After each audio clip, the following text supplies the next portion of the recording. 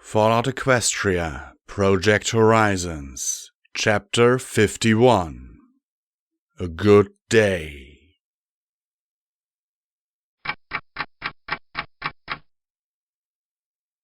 Hey, you know what this calls for?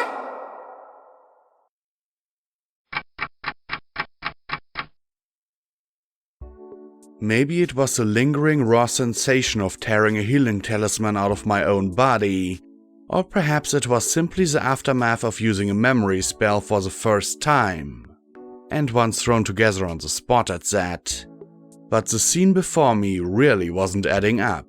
My eyes traveled from the comely dove-grey mare to my sheet-wrapped love.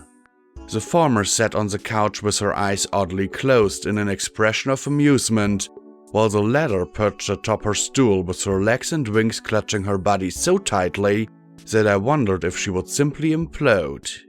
I slowly turned my eyes to Scotch Tape, who was focusing intently on her cup of steaming wheat water, and finished my pan by staring at P21 as he pulled another cup and offered it to me, meeting my gaze.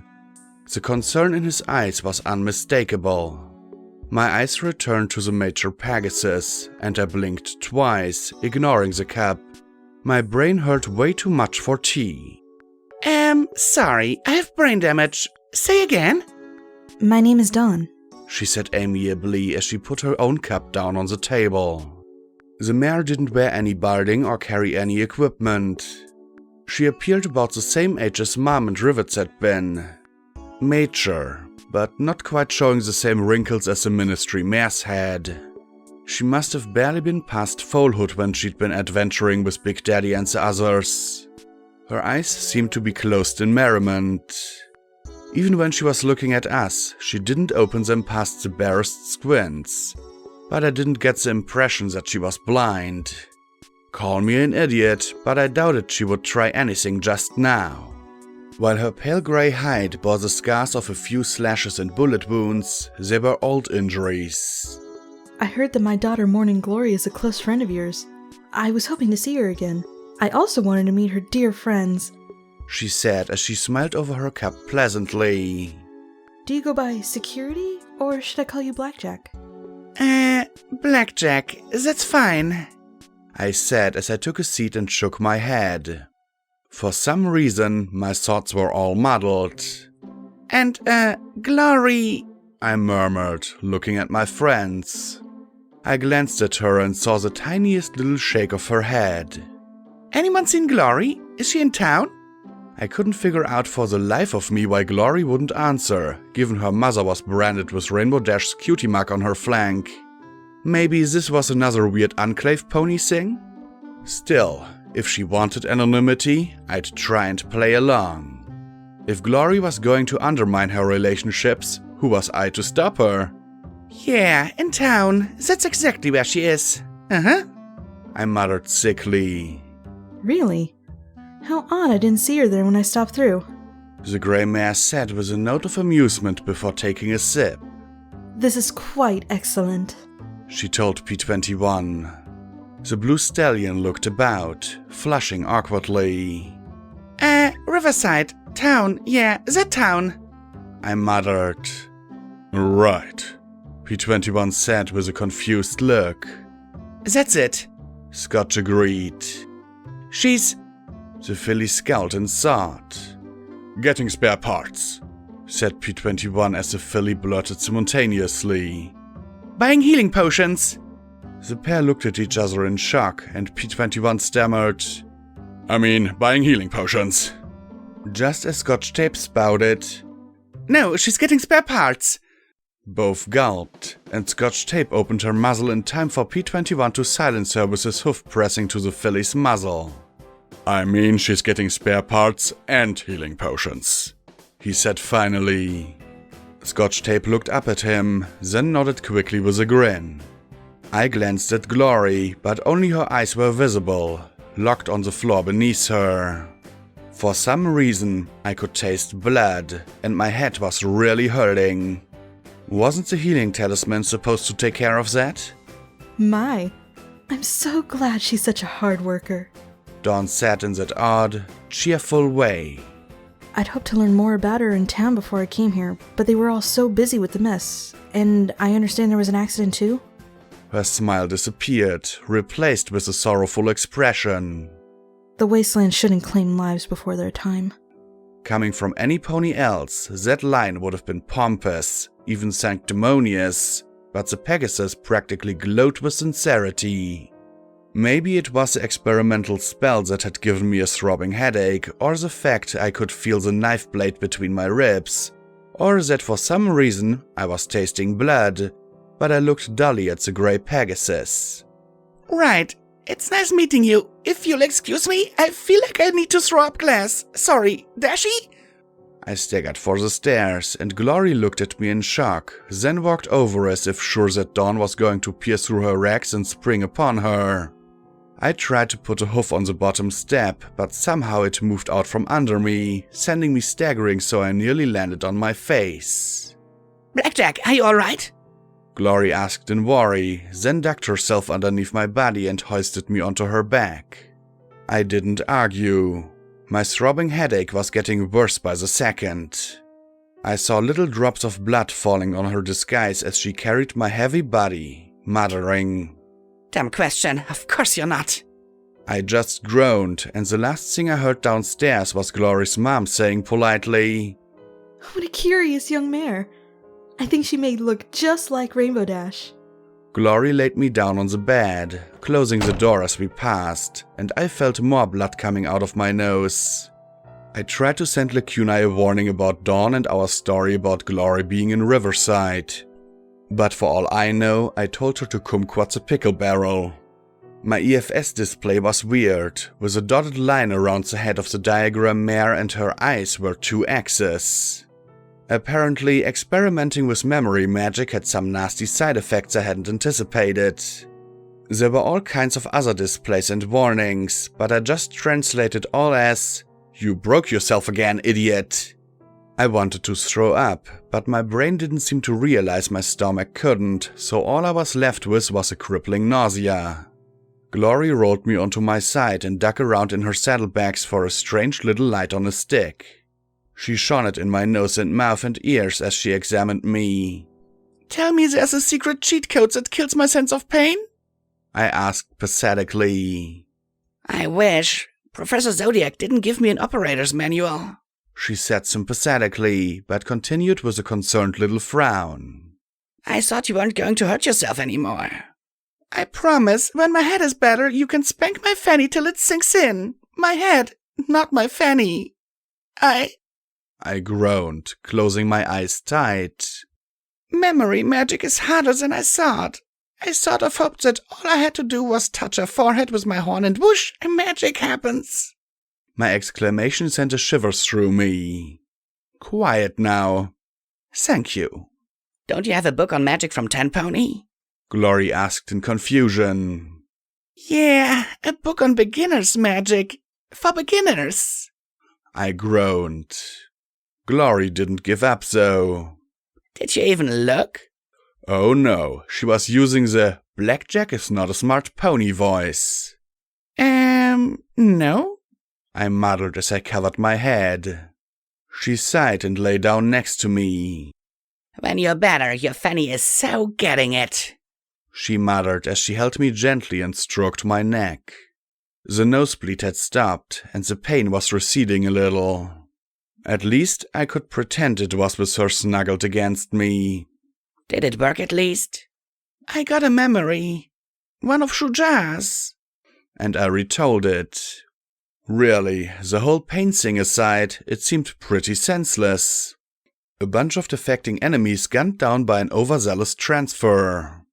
If I learned somewhere that Trooper Kill All Zebras was sent by Goldenblood as a part of his master super sneaky scheme, I was going to flip a table or kick a hole in the wall or something. So there were robots that looked like zebras? She asked with a small frown. I don't think so. I mean, there were robot parts, but even if they were fancy and sleek, they were still metal. These were... I paused, wanting to be sure.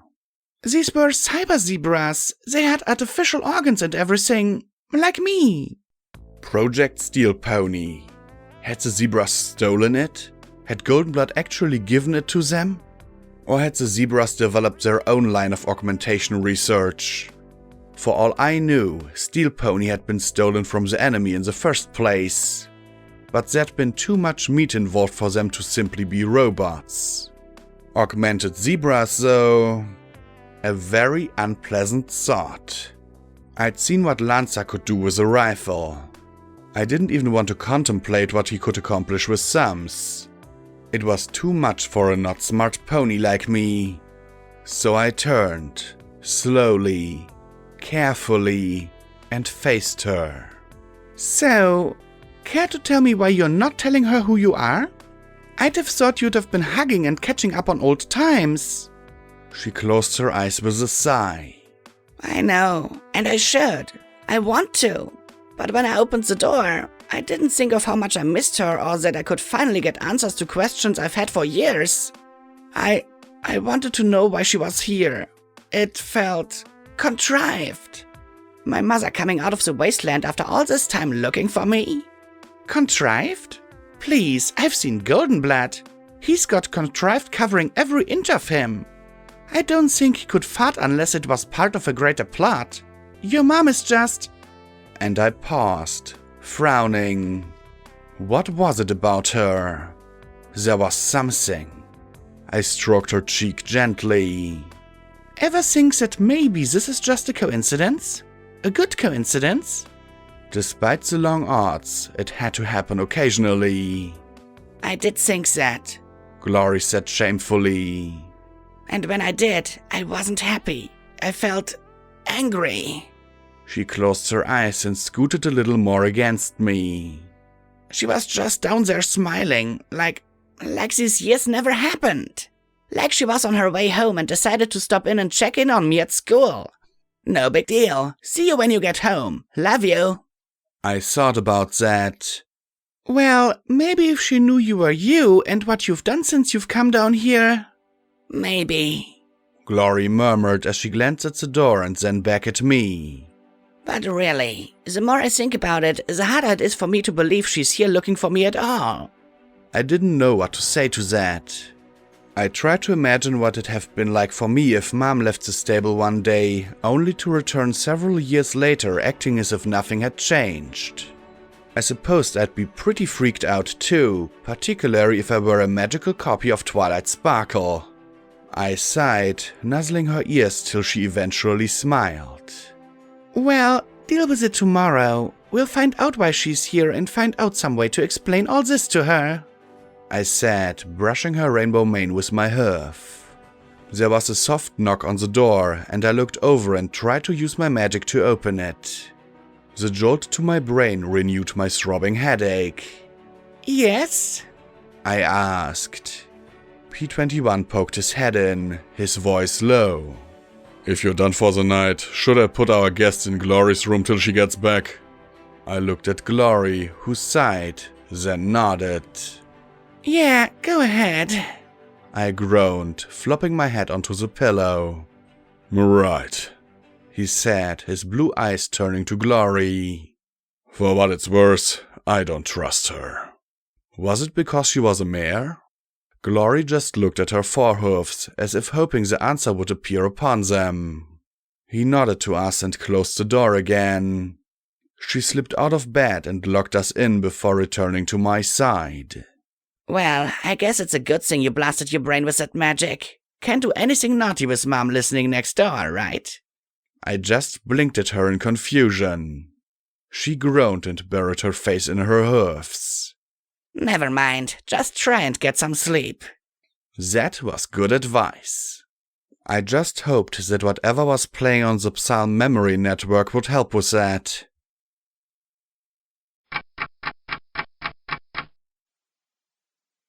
The hallway stretched out in one long tunnel punctuated by tiny little bedrooms on one side and cloudy windows on the other.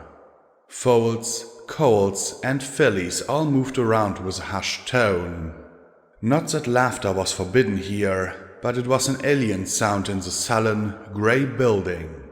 Some pony had tried to cheer up the place with pictures of smiling children, but they were flat, stale images. No pony who lived here ever smiled like that. I knelt down, 2 small hoofs moving a ragged brush, trying to scrub the mud tracked in from the field outside of the faded beige linoleum tiles. It was raining again. That was nothing new. It was always raining, even when it wasn't. The filmy windows gave the impression of a constant downpour outside in the sunniest of weather. "Hey, Baum," said a colt as he trotted in, leaving a fresh hoofprint across the just-cleaned floor. He wasn't being unkind. Most fillies and colts weren't around long enough to learn each other's names. You didn't want to stay here long enough to have ponies learn your name. I didn't reply. He was already heading down to his room, which he shared with 2 other colts. I silently started cleaning the messy hoofprints again. "Let me help you with that," an orange unicorn colt with a shaggy yellow mane said, watching me work. "You're never going to get this cleaned up otherwise." And he took another brush from the bucket and started to scrub beside me. "You need to really assert yourself. Show this mud who's boss," he said as he scrubbed back and forth hard. When another Earth pony colt stepped in, he pointed his brush at the entrant. "Muddy hoofs, clean them, now!" The abashed young pony gave his hoofs a thorough scraping on the mat before continuing on. "Thank you," I said, barely above a whisper, as we finished the haul together. "Don't worry about it," he said with a casual grin. "I'm Cheddar. I just got here." There was a little pain in his eyes, but there was nothing new. We all had sad eyes. "Your name is Calm? Palm? Buzzbomb? You don't want to know my name," I murmured as I carried the bucket to the back door and threw the contents out into a puddle. "Yes, I do," he contradicted, looking confused. "Why wouldn't I? If you know my name, it means you've been here too long." I set the bucket and brushes in their little cubby behind the back door. "I've been here all my life, ever since my mom left me here as a foal." He gave a little frown. "I thought no pony stays here more than a few months." I twisted my lips into the same merciless smile I always wore, used to explaining this. "Most ponies don't. You won't, I can tell. So there's no point in knowing my name. In a few weeks, you'll find a family. So really, there's no point in knowing it." I didn't raise my voice. There was always one every few months who wanted to be friends before they left. "But thank you for asking." I turned away to go wash up before dinner. He darted in front of me, meeting my eye with his. "I promise you, I'm going to find out your name, and I'm not leaving till I do." It was a nice gesture. He hadn't been the first to say something like it. But really, all friends did was hurt when they left. He didn't leave. Not that there weren't parents who wanted to adopt him.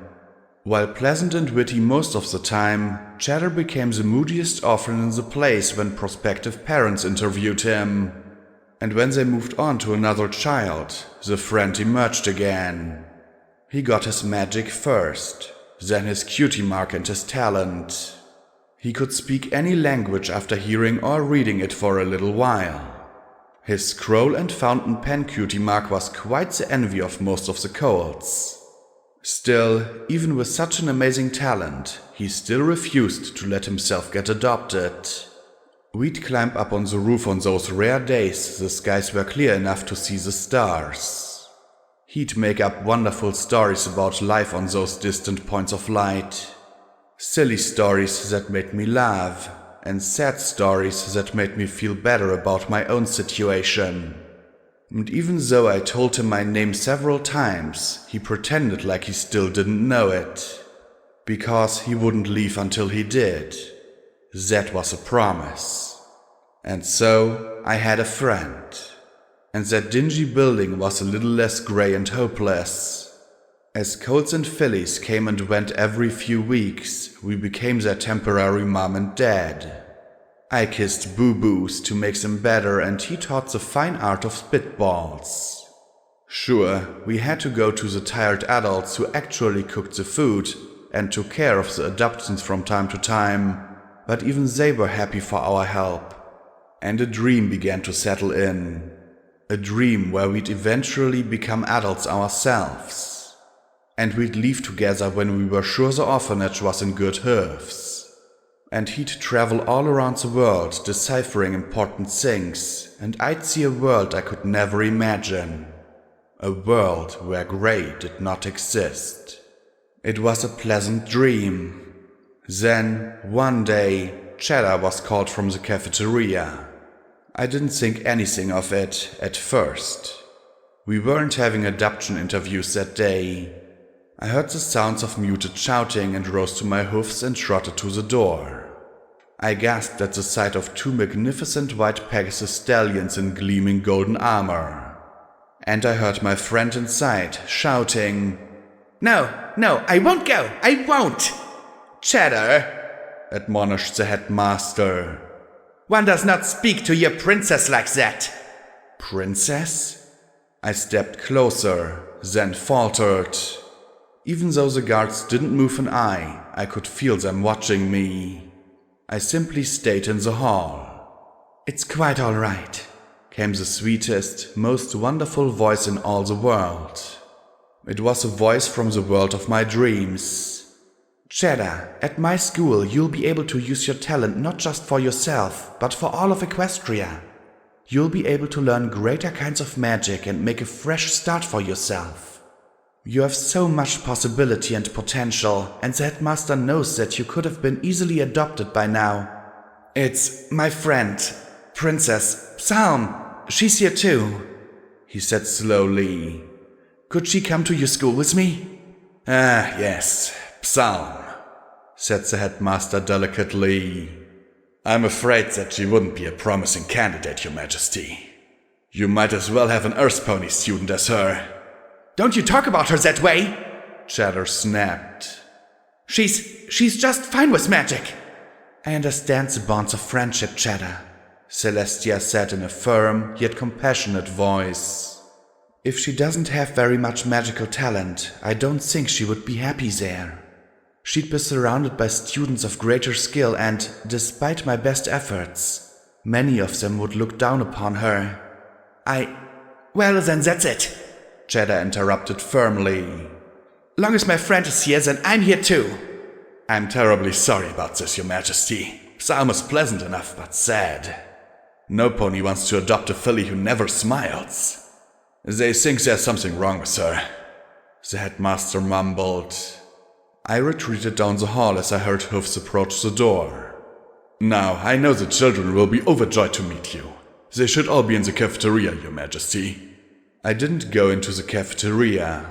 I heard the inhalation of awe and the cries of glee, and even a few who cried for joy at the sight of our wonderful ruler. Instead, I hid. There weren't many hiding spots in the orphanage, but I'd found them all. Unfortunately, I'd showed them all to Cheddar. Still, there were a few that even he'd hesitate to check. After all, no sane pony would hide on a roof when it's raining. I even caught sight of the princess as she left in her glorious golden chariot to a life and places I couldn't understand. And she'd wanted to take Cheddar with her. "Hey, Shawam?" called a voice from the roof access hatch, and I clenched my eyes as the rain hissed off the wooden slates. "What are you doing out here? You missed the princess," he said in worry as he trotted out. His mane immediately flattened in the steady drizzle as he took a seat beside me. It was starting to get dark. "No, I didn't," I said as I stared at the cool Huffington rain beating on my hoofs. I wanted to hold on to the droplets, so clear and pure, but like everything else, they trickled away from me. My voice was every bit as soft as the rain as I continued. "I heard you talking. She wants you to go to her school." He sighed. "Yeah. Celestia's school for gifted unicorns. She wants to see if I can translate stuff like griffin runes, zebra glyphs, and dragon claw script. I told her I wasn't interested." He nudged my shoulder. "I got to stay till I figure out your name." For one brief second, I felt warm and smiled a little. Just a little. Still, it made what came next all the worse. I closed my eyes and spat out the words that were choking me. "You should go." He started to laugh, but that quickly died. He knew I didn't make jokes. "Come on, I won't deny that it was tempting, but I couldn't just leave you." "You should have left months ago," I said sharply, turning my face from him. You could have had a normal home. After a week, the only reason you're staying in this horrible place is because of me." "Well, yeah," he said in angry confusion. "I mean, you're my friend. I can't let you throw your life away for me," I replied and stood. "I'm not worth you giving up a future where you could be some pony. Every pony here dreams of finding a family again. Every pony. You lost yours. I never had mine. And there's 20 other colts and fillies who could only dream of having the chance that you're throwing away. It's stupid, and you're stupid for doing it." He stared at me in shock. "But Psalm, you..." A hurt look rose in his eyes, and he asked in a voice I could barely hear over the rain. "Would you go and leave me if she offered it to you?" I couldn't look at him as I spat out the lie. "In a heartbeat." And with that, it felt as if my own heart had stopped. There was no big answer but his rapid breathing. Then he said sharply, "Well, I guess I better go pack then." When I didn't say what he wanted to hear, he spat out angrily, "Wouldn't want to miss my golden opportunity, would I? I guess you better," I shouted back, clenching my eyes shut. If I looked, "Fine," he snapped. "Fine," I yelled back. "If I'd known girls were so... He trotted to the hatch and slammed it shut behind him. "Goodbye," I whispered as I turned my face into the rain. Cold rain and warm. I don't know how long I sat there. I was still up there when the golden chariot returned, sans princess, to take Cheddar away with his small bag of belongings. He looked up at me, but he didn't wave before he flew away. I felt a chill, but I didn't much care. I didn't care about anything at that moment. I'd broken the one thing holding him to this dreadful place. The children would be upset. Mommy would be sad and Daddy would be gone. Nothing new to some of them. And I'd stay here and grow up and grow old and try to help every last one of them find a better place to live. And then I'd die here. Not that it isn't terribly dramatic, but don't you know young unicorns should get out of the rain? A mare asked above me, her voice soft and bright. The rain stopped in a semicircle around me, and I looked up at a dark form drifting down to stand before me. Beads of starlight seemed to shimmer in her magically billowing mane, and she wore a tiara the color of the sky just after the last reds of sunset faded from view. Her majestic wings folded beside her, and her horn glowed once. Instantly, the water on my coat disappeared. Then she summoned a black wool blanket and draped it around me. I hugged the fabric close. I was hoping to catch my sister here after I raced the moon, but it looks like she's still on the move. Princess Luna gave a small smile. "Now, what's the matter?"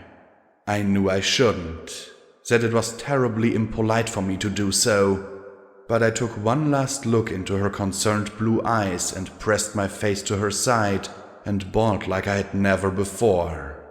Somewhere in that blubbering, I got out the story of what had happened to Cheddar and how I'd thrown away my first and only friendship, so he could have a chance at Princess Celestia's school, and that now I was going to be stuck at the orphanage alone forever. It had to be dreadfully rude to snot up a princess's coat, but after I got everything out, I was quite a mess, both from grief and the budding cold. "I see. It's a rare pony who can give up what she wants for another's happiness. Your friend must be quite special for you to give him that." She lifted my chin and gave me a comforting smile. "I know that it's not easy being the sad pony, to feel like you don't deserve anything good in your life, but you do. Every pony does. I don't, I muttered softly, looking at her pristine hoof. Not a future, not a friend, not even a mother or a father. You do, she repeated, firmly. So here's what I want you to do, Psalm. I want you to hang on. I'm going to see what I can do for you, but it may take some time. Everything's so busy right now, but I promise that somehow I will give you a way to be with your friend. You don't have to, I whispered, horrified that I'd be such a bother to her. I'm not worth the trouble. It's ponies who think they aren't who are. I know what it's like to feel worthless and unloved, she said as she lifted me with her magic and flew me down to the front gate of the orphanage. Please, be patient. Have faith. I'll try and help you soon. I spent the next week sick in bed. The children started to avoid me. Cheddar had been popular, and more than a few of the young ones blamed me, correctly, for his leaving. I washed the hall of muddy hoofprints by myself, and it took me far longer than the old times when it had been just myself working the scrub brushes. I had no right to complain though. I'd brought this on myself. For a short while I'd hoped something might happen. That a chariot would come and sweep me off to Canterlot. Maybe I'd work in the kitchens. I'd be okay with that, so long as I could tell him I was sorry. The chariot never came though. Princess Luna was a very important pony. I had to be patient. I had to. Over the next months, the orphanage got lonelier and lonelier. The youngest went first, then the older and older. Soon we were a dozen. 10, 8, 4. The mare who cooked for us left. 3. We all ate together with the old stallion headmaster. We didn't talk. And little by little, things started disappearing into boxes and crates. Then those too disappeared. I washed the halls even though there weren't any more muddy tracks to clean. 2, 1. Finally, the orphanage was empty. There's a new one, the headmaster said. A larger one for children whose families were lost in the war. He was going to see that I was transferred there. Then he was retiring. He said he's sure I'll find a family there. Those are the same words I've heard all my life. It'll be cleaner, newer, brighter. I couldn't imagine it. This dingy grey building is the world. It's all I know. I can't leave it. Perhaps I can stay after the headmaster goes. Clean the floors. Keep it intact for unwanted things. He tells me to pack. Says he'll return in a few hours to take me to the new orphanage. I am left all alone in the empty building.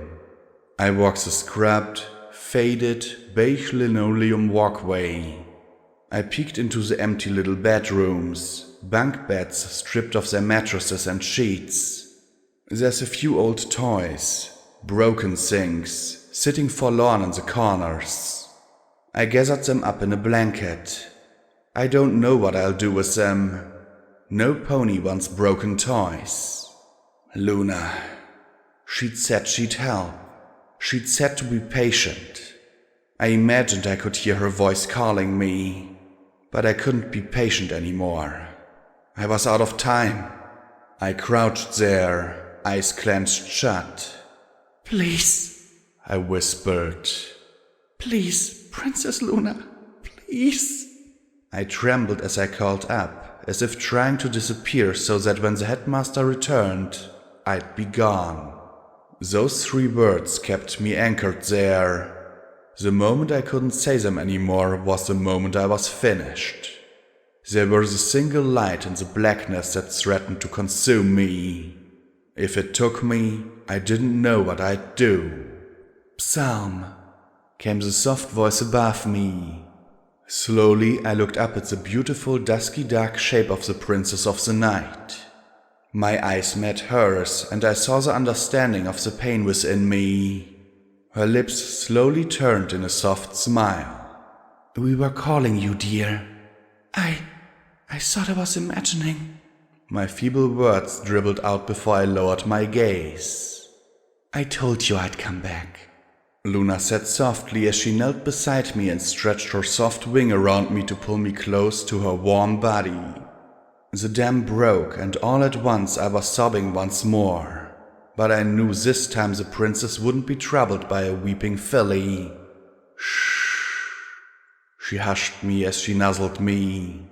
"It's all right. I'd never leave you in a place like this." I blinked and looked up into her eyes. "I found someone to take care of you." At once my ears folded a little, but she hugged me closer. "None of that. You're the last one, Psalm. It's your turn. You deserve a chance at happiness too." She looked at the doorway. "Come on in, you're such a horrible lurker." There was a shift at the door, and then a handsome young stallion slowly walked into the room. His yellow eyes met mine with a wary look, the eyes of a pony who'd been hurt. Who are you?" I asked warily. "My name is Goldenblood," he replied as he sat next to my bed. He looked up at the princess. "Luna's, well..." I finally convinced him that leading a life of being a lone intellectual was overrated, Luna replied, making the young stallion flush. "And he's agreed to look after you." "Look after me?" I dropped my gaze.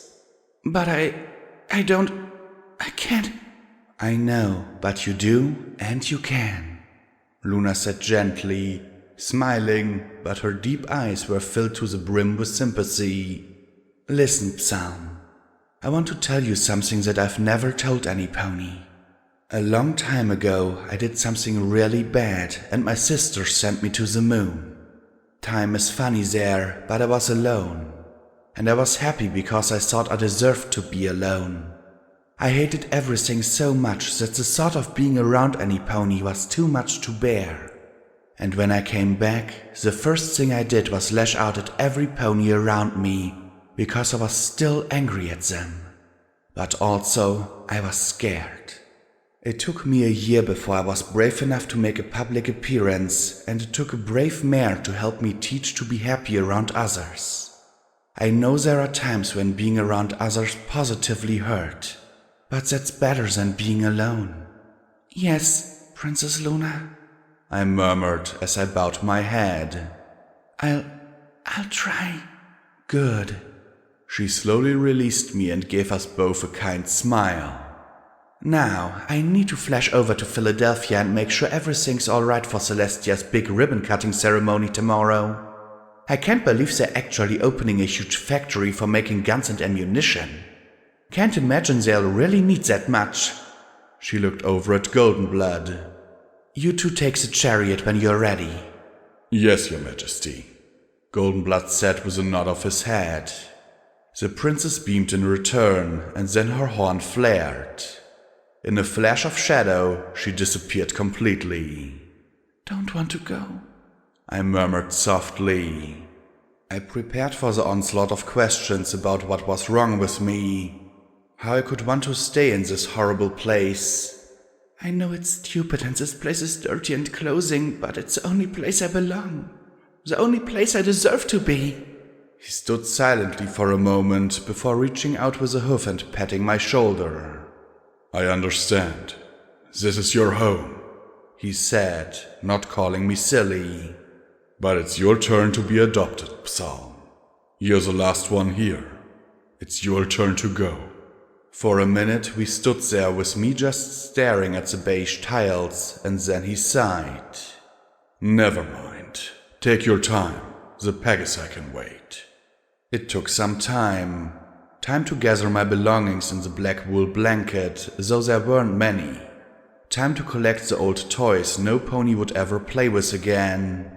Time to look at that grimy grey hallway and its rainy grey windows. "Should I call you Father?" I asked as we walked towards the exit. The words sounded strained and awkward to my ears. That sounds odd.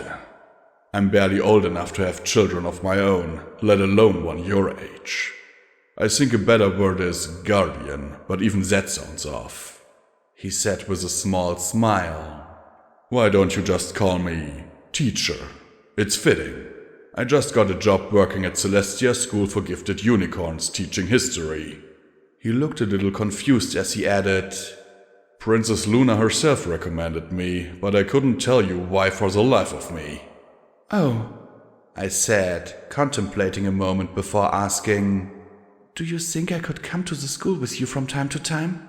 There's a pony I know who goes there. Together we stepped out the front door. It was one of those rare moments when the rain had stopped and everything was clean and crisp. A rainbow gleamed in the direction of Canterlot and made the golden chariot sparkle with light. It was almost as bright as a candle which appeared on my flank, its lone light the face against the melancholy that had almost consumed me. For the first time since Cheddar had left, I felt a warmth return to me and Goldenblood smiled in quiet approval. I looked at my teacher, giving him a smile I'd only shared with one other as he looked back and said, Certainly, you can be my assistant.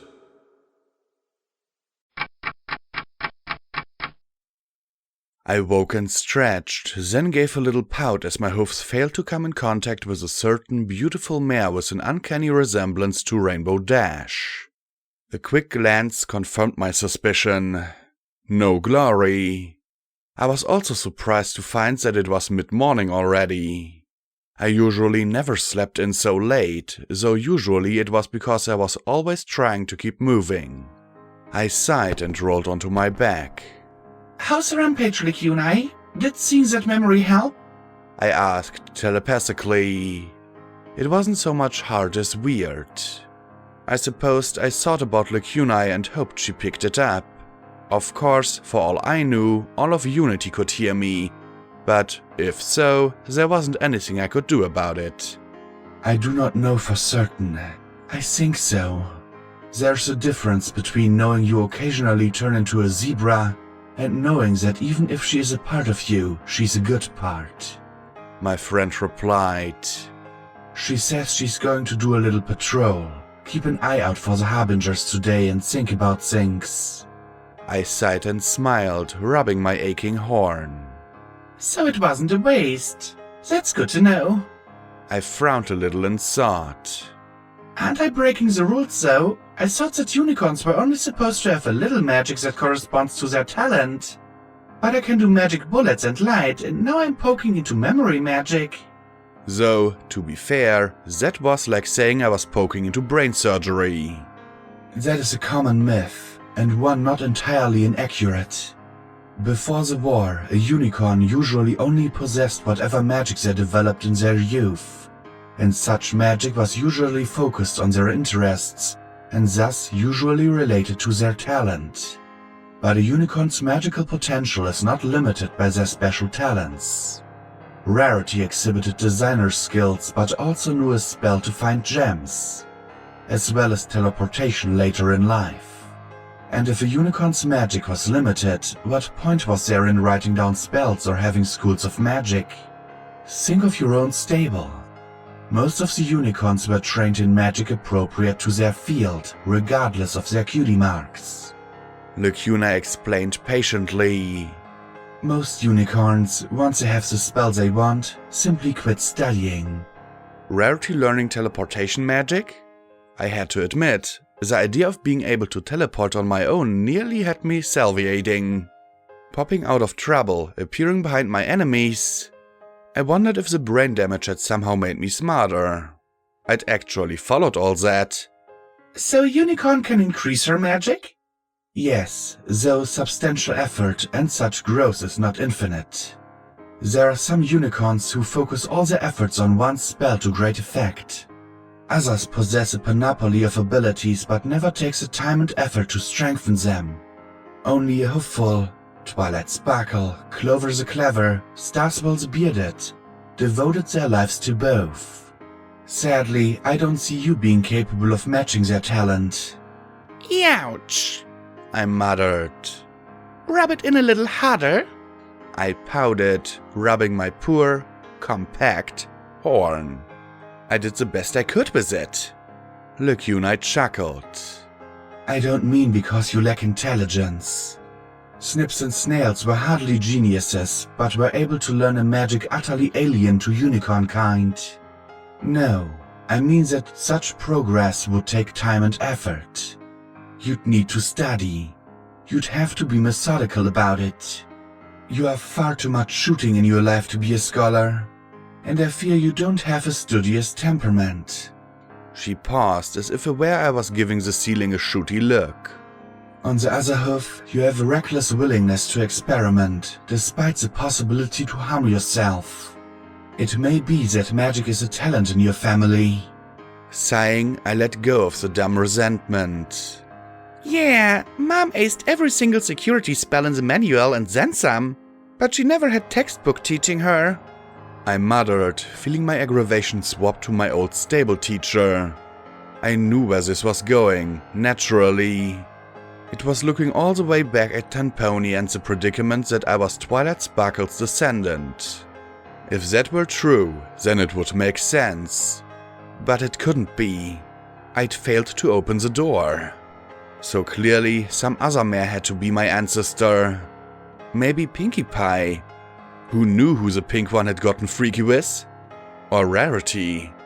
There was a tiny, immature, okay, maybe not so tiny, part of me that liked the idea of being the descendant of the love child of Rarity and Vanity.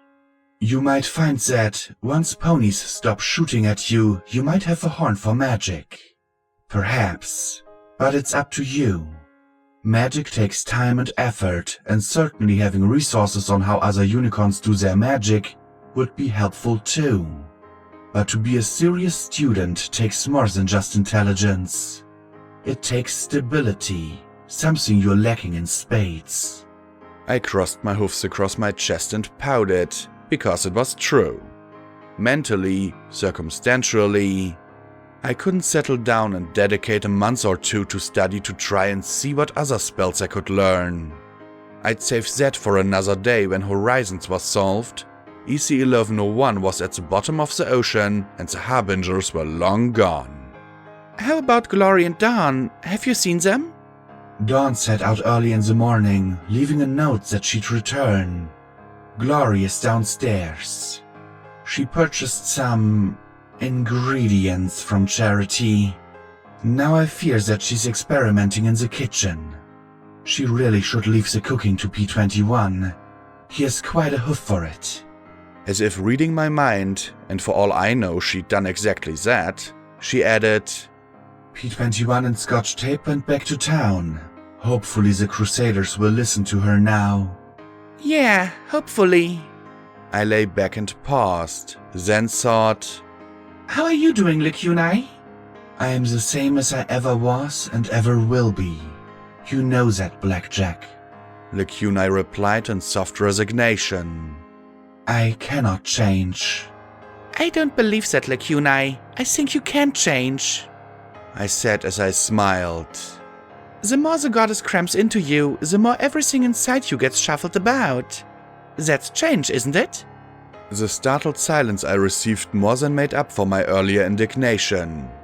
Yes, Blackjack could, on occasion, come up with smart ideas. Well, in that case, I suppose I am good? Lycunai said warily, as if afraid that the answer would bring a backlash. You are alive and safe. You are all reasonably healthy. You are more stable, as are Rampage and Glory. Relative to how you were, you are happier. That's all good, right? But what about you, Lycunai? I asked with a small frown. Are you happy? Please don't ask me that, Blackjack. If you are happy, I am happy. It is the closest to happiness I can come. She said in that resigned voice, but there was something more. What is it, Lycunai? What's wrong? I thought, fighting the urge to press hard for answers. It was difficult because I caught a whiff of emotion. Over our connection, I could feel something I'd never imagined would come from my friend. Guilt. Lacunai?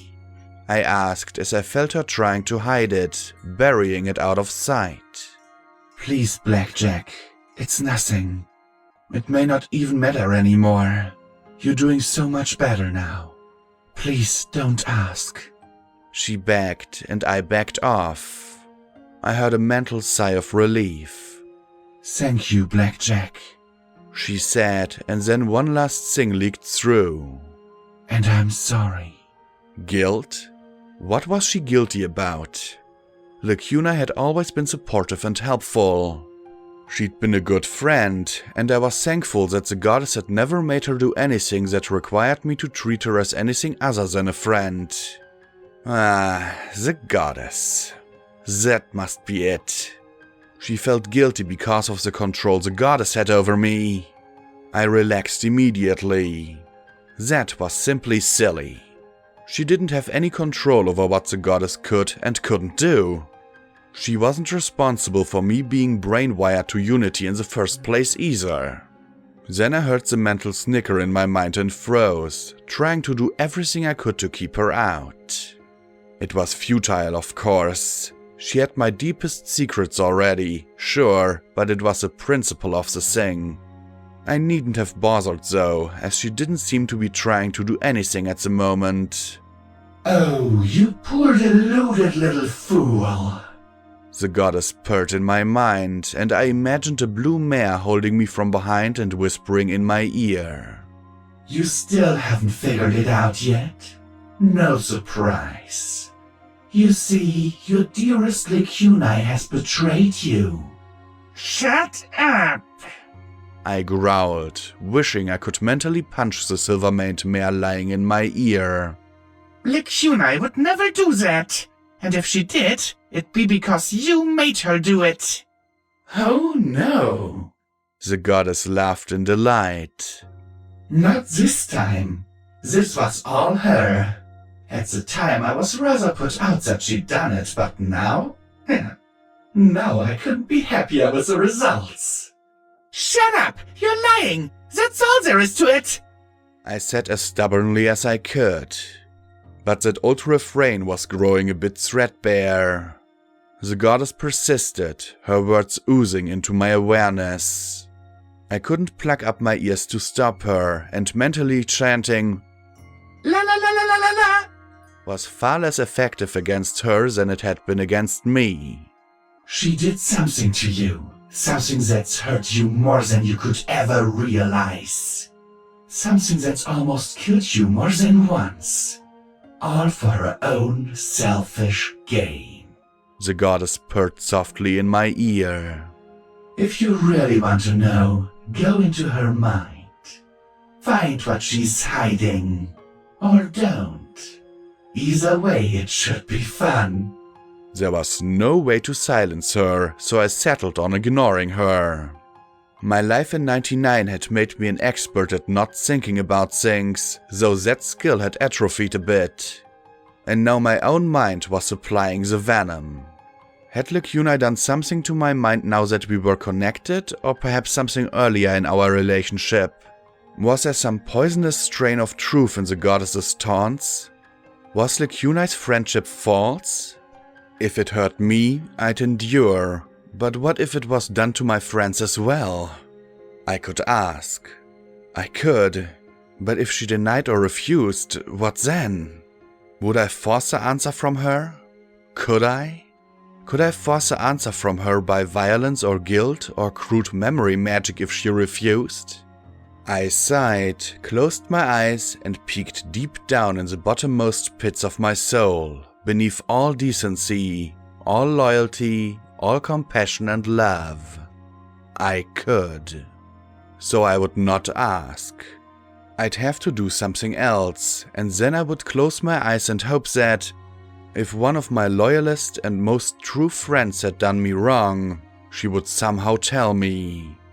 As if she did not, then I prayed to slain goddesses that only I suffered for it. So, unless the goddess was going to force something, and I lay there a minute expectantly, crossing my forelegs over my chest as I stared at the roof and waited for her to do just that. I might as well get up and find out what smelled so interesting downstairs. I trotted out and down to the smell of something burning and the sight of Glory hovering over the stove. Boo sat nearby, her head tilted as if trying to process just what was being created in the cast iron pan. The Pegasus glanced towards me and suddenly flushed, her disguise on the counter where the sheets were stained with ingredients. Oh, hi Blackjack. I had an idea and I was thinking of a way to make the perfect food for you, she said, then slammed her hoof down on the handle of the skillet, flipping something black into the air. Then she grabbed a plate between her hoofs and with a swoop deftly caught what looked like an immense black cake. The plate shattered, and the dark discus fell to the floor and rolled like a wheel across to the pale blank. Oh shoot, it's heavier than most pancakes. Pancakes? I asked in a daze.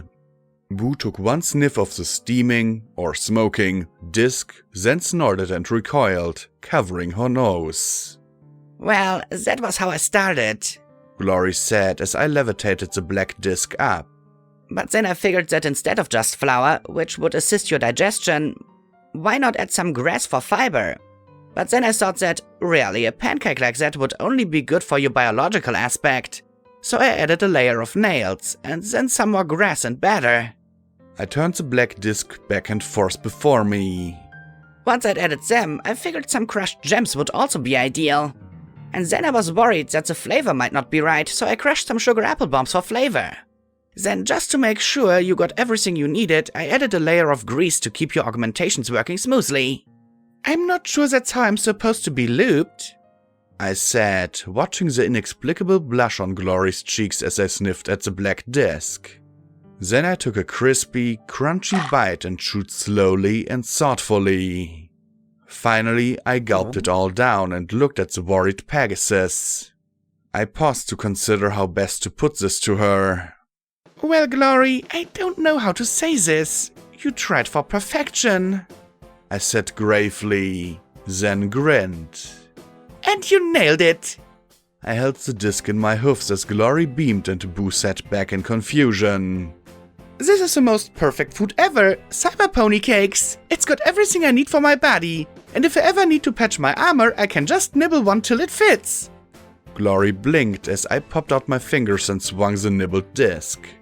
And feel that heft! I bet you could throw one 20 yards and take off a raider's head! Heck, I can just bite it into whatever shape I need! With this I can be armed, armored, and fed all at once! Glory stared at me, looking a touch unsure as I took another bite. It wasn't something I'd be able to devour all at once. Something like this would take time. But as long as I had a half dozen or so of these, I'd be good for weeks. Well, I'm glad you like them, Glory said in a slightly concerned tone. I wonder if I can light these on fire, I mused as I turned it over. Incendiary cakes of death, I chortled. Boo simply snorted in dismissal of Glory's wonderful invention and started nosing around the cupboards. Okay, I'm happy you're so thrilled with my armor plate weapon baking, Glory said with a little flush as he gestured to a small heap of them next to the stove as I munched a little more. Axle grease and apple. Yum. I'm also glad you're doing better than last night. She gave a little frown. You were talking in your sleep all night. I blinked with a worried frown. Maybe she might figure out what the goddess was doing from my nocturnal mutterings? What'd I say? I don't know. It was in zebra, Glory said with a worried frown. I think you should stop experimenting till you know a little more about memory spells. Go to the collegiate, talk to Triage, and find out how she does it. Or check that book you got in Tenpony. I chewed thoughtfully and finally sighed. Fine. I know you want to help her, and I do too, but... She went on before she blinked. Wait, what was that? I said fine, you're right. I should know a little more before poking around inside her for more memories, I said with a simple little shrug of my shoulders. Boo pulled out a fancy bug snack cake and started ripping open the wax paper wrapper. Glory frowned at me. Who are you and what did you do with Blackjack? I tried to maintain my dignity as I looked at her and she back at me. Our relationship was tense, but we both wanted it to work. I didn't want to live in a world without Glory. And in her eyes, I saw endless worry barely kept in check. You're not worried I'll get in trouble? She frowned a moment, as if thinking about that. Then she bowed her head. I know that I put a collar on you, Blackjack, but I can't keep you within wing's length all the time. So I am worried. But I also have to trust you, Blackjack, to stay out of real trouble. Okay? She asked, but as I met her gaze, I saw the warning. If I couldn't control myself and prevent things like Yellow River from happening, I'd lose her. Then I was distracted watching the blank tear open the package. She knows how to open them now? The cyan Pegasus frowned, then relaxed and smiled at the blank-flanked mare. Yeah, I figured it out a day or two ago. Don't know if it was Scotch teaching her or if she just picked it up on her own. I sat beside Boo and rubbed her ears as she munched down on her cake. Without a soul, you're nothing but an animal. Could an animal learn to open snack cakes? I supposed so. Still, it was hard to think of a pony like her as having no mind or personality. Like that, Boo? I asked, and then levitated the black disc with the chewed edge in front of her. Want a taste of a cyber pony cake? She looked at it skeptically, stretched out, licked the edge, and suddenly jerked back and snorted. She picked up the remains of her cake in her mouth and trotted away, giving the black disc a sharp kick with her rear hoof. Unfortunately, it was perfectly aligned with my face. As I laid there a minute later, I reflected that I'd been correct. The cakes were very effective as weapons.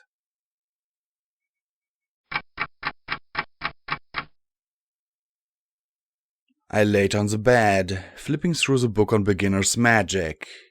I'd promised Glory I'd at least look and see if there was any memory magic listed. I came across a lot of little magic tricks I'd never thought of before. Some of the magic seemed a lot more than beginner. I tried to summon a door and ended up giving myself a throbbing hornache as a tiny, flimsy door in a doorframe appeared, slammed shut dramatically, collapsed into a pile of broken toothpicks, and then disappeared in a puff of smoke. Well, it didn't say practical magic. Some of the magic, like walking on clouds, I simply couldn't confirm if I'd done it right or not. And one that created wings, well, I got through the first paragraph about cocoons and metamorphosis when my eyes crossed and I thought it best to move on. To my surprise, there was a section on mind magic talking about making a bridge between two ponies by touching my horn to their brow. Apparently diving in was discouraged. The book recommended pulling a memory into myself or pushing a memory into another. Just clumping minds together was apparently asking for trouble. What would life be without trouble, though? I murmured as I levitated the book in front of me. Then a folded piece of paper fell out of the back of the book and I blinked in surprise. I set the book aside and lifted it instead. What's this? Twilight's bookmark? I said with a little half smile as I unfolded it. Instantly, Twilight's elegant horn writing met my eyes. Dear Princess Luna, it is with great regret, crossed out, a heavy heart that I must tender my resignation. What? I sat up immediately and read that line once more to make sure that my brain damage wasn't acting up, then read further.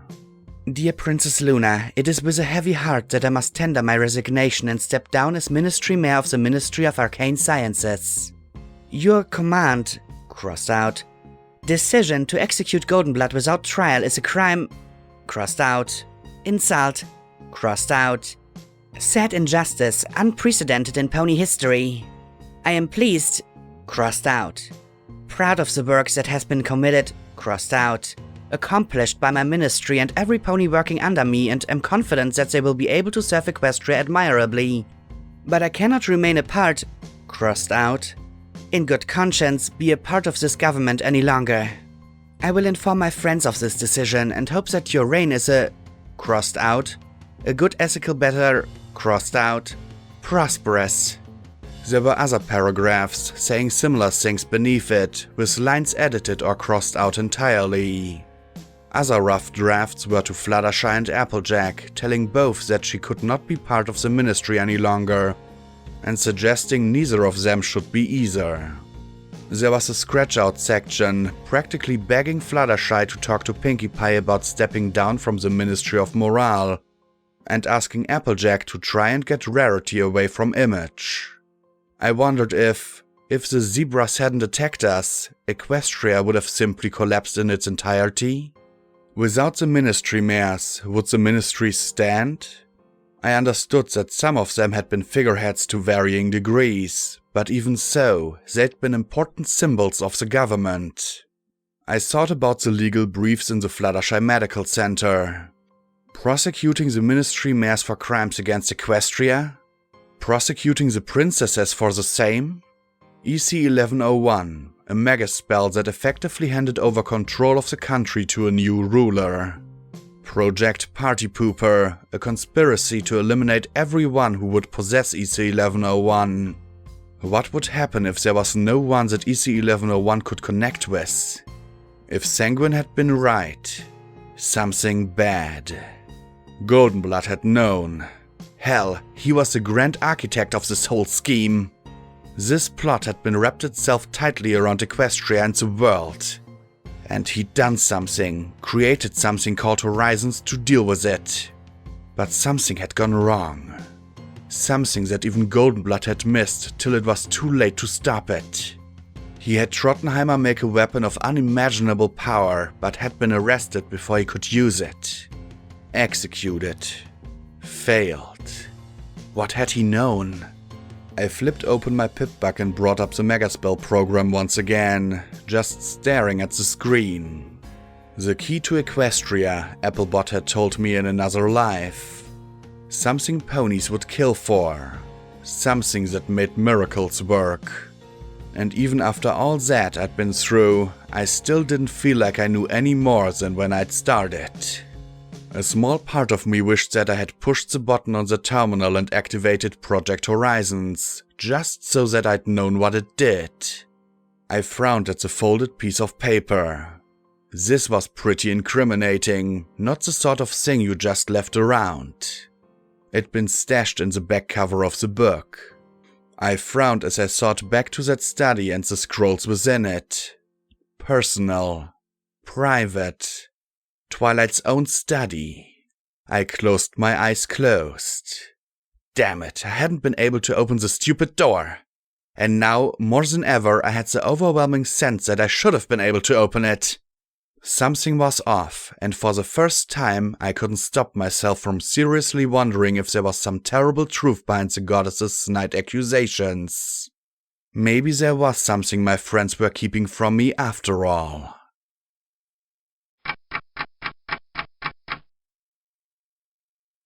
I have to admit, Blackjack, when you asked me for any tips we had on memory magic, I felt a sudden urge to run into the Badlands and play doctor with hellhounds. Triage muttered, the blue unicorn lighting another cigarette and leaning against the walkway railing as rain drizzled into the muddy university quad. Now, I've got to admit, I have a sick curiosity making me wonder just what's going through your head to make you want to know how to extract memories without giving yourself an aneurysm. After soaking up radiation for an hour in Blue Blood Manor, Lacuna had teleported me over to the Collegiate to find out everything I could about memory magic. After all, they'd been the ones who'd modified Scotch Tape's memories. I had to bully Triage a little bit with suggestions about learning as I went and experimentation. Each one seeming to have the effect of giving the mare a migraine. I guessed I would have had the same reaction if some pony told me they were going to try to clear a jammed gum by bashing it with a rock. Some ignorance was simply too intolerable to go uncorrected. I finished tucking the last one of my notes into my saddlebags. Well, as fun as aneurysms are, I have to admit it's easier getting through the day without them, I said as casually as I could. Triage had once again swatted me about the noggin when I'd explained what I'd done to Rampage. Apparently, I should be dead of a burst blood vessel in my brain at this moment. Fortunately, Silver Stripe's augmentations had prevented that. Lacunai stood nearby, quietly watching me. The Alicorn had said nothing about teleporting me over to the Collegiate to pick up more notes on memory magic. Glory had warned me that if I trotted one step in the direction of trouble without her, she was going to put me in a harness she was saving for something special. Well, that's all I know. If you were doing this to any pony other than Rampage, I wouldn't have told you. I don't think that mare can get much worse off. The blue mare said as she took a long pull on her cigarette and let the smoke blast out of her nostrils. I actually found her once. 4 or 5 years back when I was trying to make my way to Flotsam by boat. Saw her tumble right over the core wall and onto the rocks along the shore. Damnedest thing I ever saw. Of course she regenerated, but wasn't right in the head. Babbling about a city of gore and flying steel. Sobbing. Captain blasted her with his gun twice in the noggin. She thanked him afterwards. The unicorn jabbed the cigarette at me. So if you want to go crawling through her head, fine. It's probably no more hazardous than a taint enema, followed by your radioactive suppository. But hey, it's your ass. She glanced down at my legs and took another thoughtful drag. So, how are the professor's parts? Saved my life more times than I deserve, I replied, making Triage snort. Any luck with Steel Pony? She twisted her lips sourly, then sighed. With making full-on augmentations? Nope. We just don't have the fabrication facilities or engineering expertise for that. But we think we might have better luck producing less invasive talismans instead. Things that make you a little stronger, faster, more charismatic, or smarter. We're working on one design that simulates regeneration. Nothing as fast or impressive as your regeneration implant, but still something that'll encourage cell growth and speed up recovery and fight off disease. Really? Healing talismans fight off disease? I asked with a frown. You haven't gotten sick since you got yours, have you?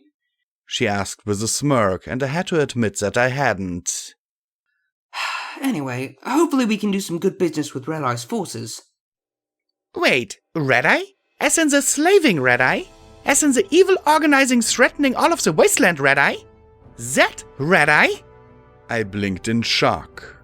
You're not actually doing business with those slaving bastards, are you? Triage looked back at me coolly. Why, yes, I am. Not a lot of options down here in the southeast. We've got bad blood with the Society, and the Enclave are competitors. Ghouls over in Meat Locker and Rocket Town don't need much in the way of healing, so Red Eye is our best source of caps and ammo. We patch them up and manufacture healing potions for them, and they keep us supplied with food and salvage we need. She caught my glower and shrugged. Don't look at me like that, Blackjack. If I had alternatives, I'd take them. I sighed. Much as I hated it, I didn't have a right to tell the Collegiate what to do. What about the Harbingers? Have you had business with them? If so, this would probably be my last trip here. She glowered. Aside from poaching members of my staff? No!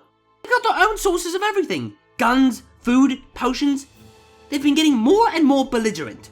For all the Pegasus profit about a grand new future and a glorious new world, the rest of them have a simple message. Join them or else. Triage gave a merciless grin. Even you could figure that one out. The Prophet is a Pegasus? I asked with a frown. That's what I've heard. Never met them, though. Triage said with a smoky snort.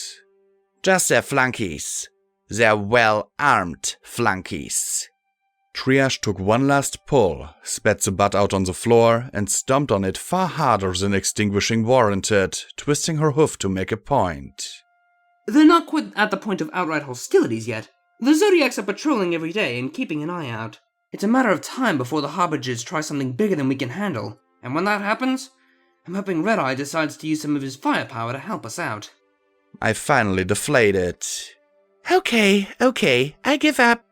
I'd told Bottlecap that I'd do something about Red Eye's occupation of the Paradise Mall, but unless something drastic happened in the next few days, I didn't see me pulling it off. Any other news? You mean aside from Hightower disappearing in a flash of boom? The unicorn said with a dry smirk as she took out another cigarette. Something's going on at the Skyport. Lots more activity there. I don't know what they're doing, but they're up to something.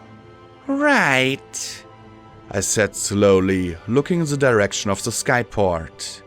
well, I need to check on Glory's sister anyway, so I can tell Glory if everything turned out alright or not. Right. Triage said as she tucked her white lab coat closer about herself and turned to re-enter the medical school. I turned to where the Elecon stood alone in the rain. Think we can just hoof it? It'll only take an hour or two. You promised not to get in trouble, Lacuna reminded me. It's a walk from here to the skyport. How much trouble could I possibly get in? I asked with a small smile.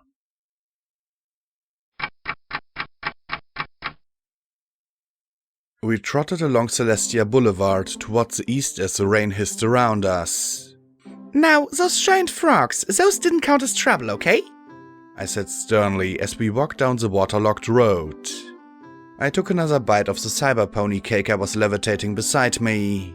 They were even waterproof. And that mutated river serpent with 2 heads? Lacuna asked softly.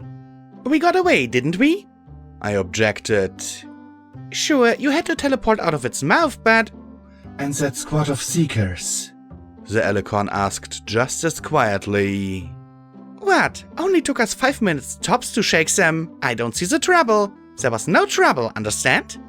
I said pointedly, flushing as I imagined the sound of the smack of a belt. The Elecon sighed. I don't understand why you'd say it wasn't. You like Glory spanking you, she said flatly.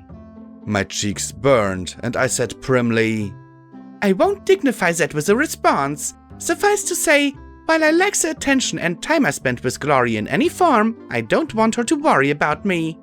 I want her to be able to trust me to keep myself safe when she's not around. Lacuna groaned and swayed a little as the scream of enervation grew particularly acute, but I couldn't see how or why. A thought niggled at me. There was something about a disc? Rings? Something? I could feel it in my brain, but every time I tried to pin down the thought, something else went wrong. Are you okay? I asked with a little frown. There was a boutique on one side and an ice cream parlor on the other. Red bus skittered about, but we'd been passing ruins rife with red roaches and hoppers for the last hour. I will be. I shall endure, she groaned, her wings drooping. Wait a minute. Those bars were blue. I stared at the boutique. There were definitely blue bars in there. A half dozen at least. Maybe some of those red bars were something worse than just vermin. Go ahead, find some place where the screaming is lessened. I'm going to go check this out, I said softly as I glared at the boutique. You promised that you wouldn't get in trouble, Lacuna reminded me. And you always get in trouble when you're alone. I'm not looking for trouble, I just want to check this out, I said, looking over and seeing her skeptical look. Really, if it's trouble, I'll back out. Promise. I should have brought Glory's leash, Lacuna muttered as she took flight and glided slightly down the road. Pulling out Vigilance, I moved slowly inside. The boutique was a mess of ruined clothing and ponykins standing like silent, rusting sentinels. The red bars weren't zipping around, which meant they probably weren't red roaches like most of the others. Rain poured through rotten holes in the ceiling and floor, and more than once I felt the floorboards yield alarmingly under hoof. Still, I avoided knocking over any of the tottery ponykins in their waterlogged garments. I supposed only the enervation kept them from mildewing away entirely. I glanced at the register sitting on the counter next to an old radio. The room echoed with the constant tinkle of trickling water falling around me and splashing below. I couldn't hear anything yet. For all I knew, the blue bars were in the building behind the boutique. Or the building behind that. Why couldn't EFS give distance as well as direction? One scavenging impulse acted on later though, I discovered that the till still had 20 bits in it and that there was an old safe underneath. I busted out the old bobby pins and screwdriver, and 3 pins later I cracked it open. An old beam pistol, some gem cartridges for it, and a spark battery. Well, better than not. Sign the bloody paper, you mules, and we'll get you out of here. A mare snarled from the storeroom at the back of the boutique. Well, it looked like whatever was going on was in the building after all. Every second you waste, the innovation's killing you a little more. Can't you feel it? Hello? What is this? Just sign. You'll have a safe new life with the society. A stallion said in a more pleasant voice. We don't want to be slaves. A mare cried. Serve, not slave. The stallion said reasonably. You just have to sign the paper saying that you agree. Then we can all leave this horrible place. I'll heal you all up and you'd be ready to get to work. You sure I can fuck 'em? A deep male voice asked, making my hackles rise. Not unless you want to pay for the damaged goods, Pain Train. The mare growled. Pain Train? Really? Did he give himself that name? So, The mare said in a considering tone of voice. if they don't sign soon, why the fuck not? There, you hear that? The stallion said in conciliatory tones. Better sign or we may not be able to control my friend here. The voices were coming from the back room. Carefully I peeked through the cracked door into the back and saw two ponies. An Earth pony mare in battle saddle and a cleaner, handsome unicorn leaning casually against a heap of grey rags. There were 5 or 6 ponies all wearing explosive collars. Oh, what I'd give for P21 to be here. I carefully looked over the mare and unicorn. There. The unicorn had a detonator strapped to some sort of jury-rigged pip-buck. The prisoners all looked pretty drawn out, with blood starting to drip from their noses like crimson snot. They had the hungry look of scavengers, maybe new arrivals drawn by the stories. I couldn't see the third slaver. Maybe he was hidden behind the massive heap of rotten grey cloths that blocked part of my view. I felt my fanny start to tingle as I began to feel like I was about to get in trouble. I looked at the grey Earth pony mare. 2 hunting rifles in her saddle. I frowned and tapped my nose. If I killed her, the unicorn might blow the collars.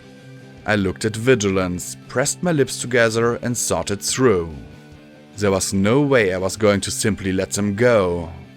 Then I looked at the ponykins and a small smile spread across my face. Come on, ponies. Don't make this.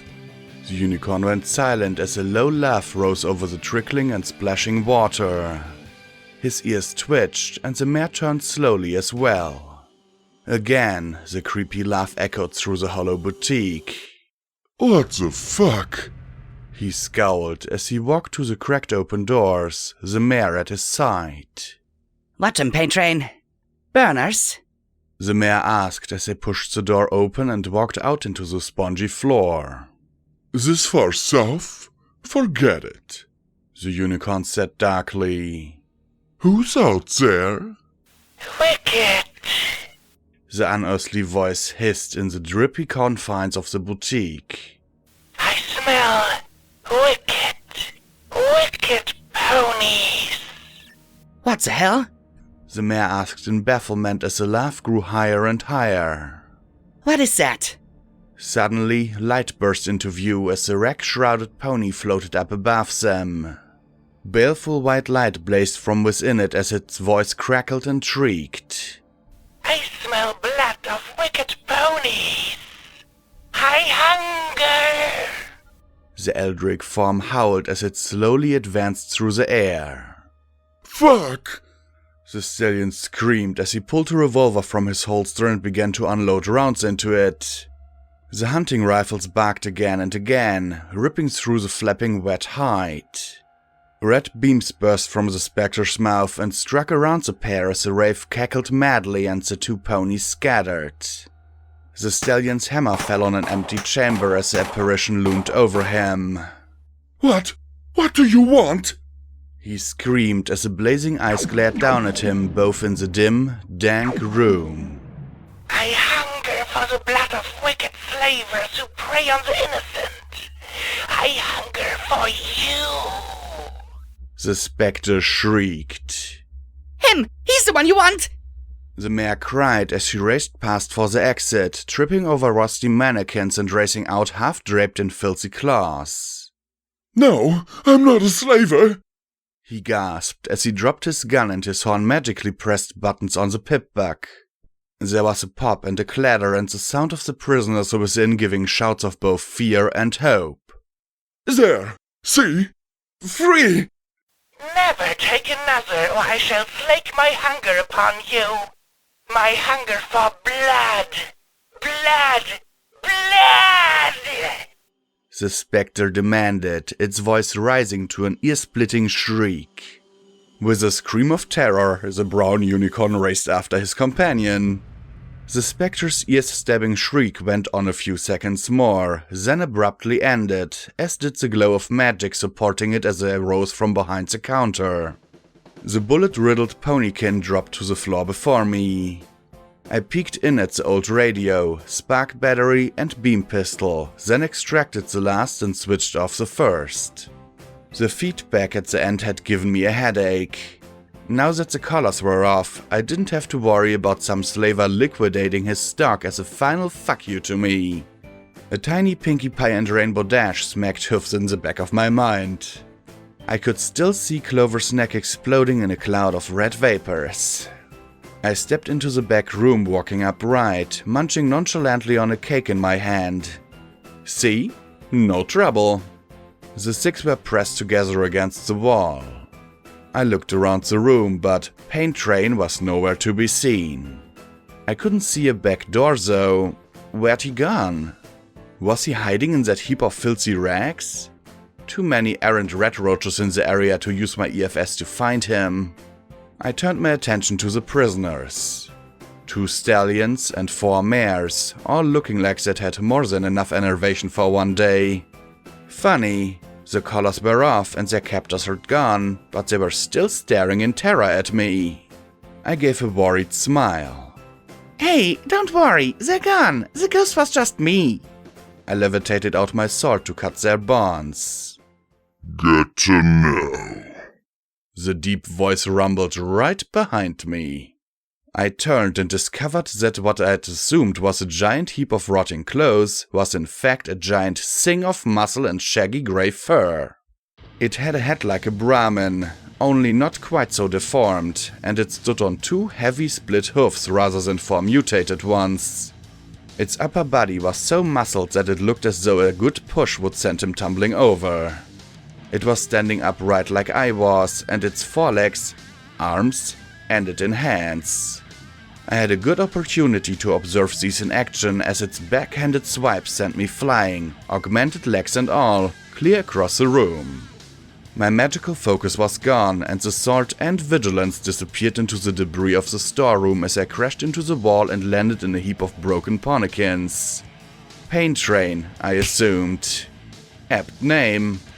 The shaggy grey beast dropped into a sprinter's pose, scraping his hoofs across the floor for traction. His breath blasting out of his wide nostrils. Duty and sacrifice were tangled up in the wreckage around me, and my ringing horn probably couldn't summon a magic BB, let alone a magic bullet. He pointed his breast-tipped horns right at me, and with a bovine bellow, charged across the floor. I used the only weapon I had left. I threw the cyber pony cake as hard as I could straight into his face. The disc struck him right between the eyes and he let out a roar as he staggered back, clutching his forehead. He blinked twice, some blood dripping down between his eyes, and then picked up the disc with 2 fingers. Did you just try to kill me with a... What is this? A much-needed distraction. I reached down and pulled out Duty, grasping it in my jaw and taking aim. Pain Train tossed the cake aside and with a swing of his massive fist sent an avalanche of rotten packing crates, rancid claws, and old dummies cascading upon me. I fired a shot before the world disappeared under a sopping blanket. Okay, maybe I was in just a tiny bit of trouble. Then I felt the impacts of shuddering through the floor. getting weaker. Was he leaving? Did he think I was done? Maybe he was going after the prisoners. Or maybe he was just backing up. Here comes a pain train! He bellowed, confirming my suspicions. A rumble in the floorboards began to rapidly build. What could I do? Summon a door for him to crash through? Give him half a mustache? I struggled to get the anchoring layer of crap off me before I was hit by the pain train. I had to go. Now. Somewhere. Anywhere. And my horn gave a fizzle, then a flash, and everything went white. I flopped limply on my back on top of some junk, my horn coated in a layer of soot. A split second later, the great giant rammed into the wall 3 feet to my left with an impact that made the whole boutique shudder. He glared down at me with his horns embedded in the wall. Feeder, He muttered sullenly. Don't look at me! I didn't even know it was going to happen! I said as I pushed myself to my hoofs. What the hell are you? I asked as I looked around for my weapons in all the mess. pissed. He said, then smashed his fists against the wall in rapid punches that pulverized the material around his stuck horns. As he wrenched out and stood up, I grabbed the first thing I closed my hand on, anything I could use as a shield. I hefted the rusty mannequin, but it flew apart after one blow of his fist. I grabbed the lid of a crate, but his other fist blew it into rotten splinters. I really needed my sword, but I had no clue where it was. The next thing he hit was going to be me at this rate. My fingers closed around something small, round and heavy, and in desperation I brought it up to block his falling blow. His fist connected with a cake, and a horrible crunch filled the air. Roared Pain Train as he reared back, clutching his wrist in agony. From the way one of his fingers was all crooked, I guessed he'd finally found something as tough as he was. I didn't waste any time as I charged, swinging the heavy disc as hard as I could. He snorted, absorbed the blow with the forearm of his injured limb, and then grabbed my wrist with his free hand. A smile crossed his bovine features. My pupils shrank and my ears drooped. Uh-oh. My only saving grace was that the throw through the wall and into the front of the boutique missed anything structural.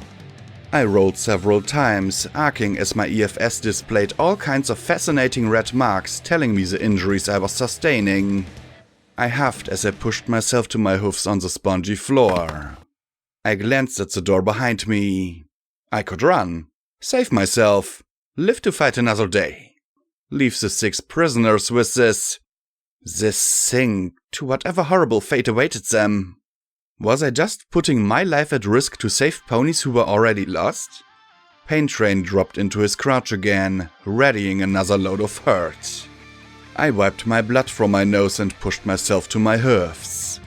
He slowly grinned, gave another explosive blast from his nostrils, and then raced at me once again. This time I didn't just wait for the impact. I charged back. He released another roar as he lowered his horns to rip me to pieces. I leapt up, pointing all 4 of my hoofs at a single point as I came down. Not at his head. No, I doubted that even with my mass I could get through that skull. My target was something else. The floor right in front of him. With a wooden crunch, the floor collapsed under me and I was falling into the basement of the boutique. A second later, Pain Train plunged through as well. My landing was broken by a pile of rotten clothes and boxes that burst in a filthy mass beneath me. He created a giant splash that washed me into the water. Okay, now what? Pain Train rose out of the flooded basement, trailing streamers of the foul grey water. I backed away, aching as he advanced. I had to stay on my hind legs, and even then the water sloshed around my chest. It was only waist deep for him. I moved out to put a beam between us. He reached out with his hands, ignoring the broken finger, and grabbed the beam. With a pulpy crunch, he ripped it down and broke it in half with a massive flex of his arms. Oh shit! I dove under the water as he hurled the two halves where I'd been standing a second before. I had to get away from whatever he was. Get some ground under me, leading him away from the prisoners and to where Lacuna could offer some assistance. The enervation scream was even stronger down here. I couldn't hear the goddess or my friend. I tried to kick away free when something seized my back leg. Look, Mom, I'm a Pegasus! I flew across the flooded basement, crashing right through another beam and slamming into the far wall. I landed in a heap against the bricks and rusty metal equipment. Overhead, the floor was making all kinds of tortured noises. No surprise, as there was only one more wooden beam intact. Pain Train wasn't looking too good either, though. The gash between his eyes was bleeding worse than when I'd hit him, and blood dripped from his injured hand. He wasn't resistant to enervation like I was, and he seemed to realize that he needed to end this quickly and get the hell out of here. He dropped into the sprinter pose once more, sent two great splashes behind him as he dragged his submerged hoofs through the water, and raced the length of the basement towards me. I had nowhere to run, no weapons to use, and no magic tricks in my horn. But despite everything, I still had my cake clenched in my fist. I rose as high as I could on my rear legs as he surged forward like a rage-fueled tsunami and gripped the cake tightly. I had only one chance at this. My eyes narrowed as I focused on my target, licked my lips, wait for it. Then, twisting my body, I let the disc fly straight and true, right into the remaining beam. With a groan and crack, the beam bowed where the disc had struck it, held for a heartbeat, and then collapsed just as Pain Train reached it. With a colossal roar, the floor above collapsed upon him. He halted his charge and, with his good fist, blasted a hole right through it. For a second we both stood there, him panting hard, me pressed against the wall behind and him surrounded by a ring of rubble. I wished I could breathe the same. Slow and continuous reparation just didn't suit a fight like this.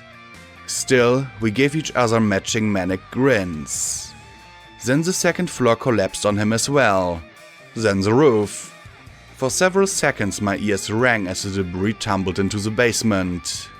The rubble gave a heave, started to lift, and my jaw dropped as those enormous fists started to push it off. Oh, come on! I shouted as his head reappeared. What was his deal? Apparently, though, whatever it wasn't quite enough. He groaned and collapsed with a thud. Slowly, I approached him.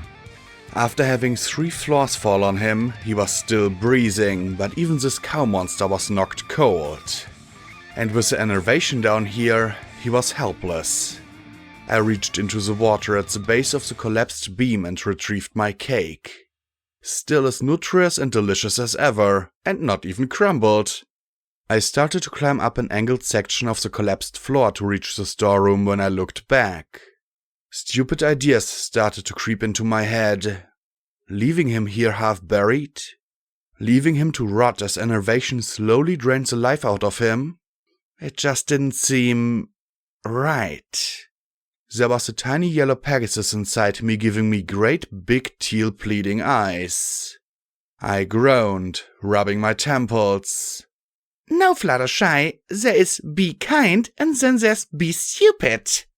The tiny yellow Pegasus gave a little sniff and just stared at me. He'd try to kill me. Her tiny lip quivered. I clenched my eyes, determined to do what smart ponies did when they fought big, terrible, half-bull monsters, which was to just go. I could learn.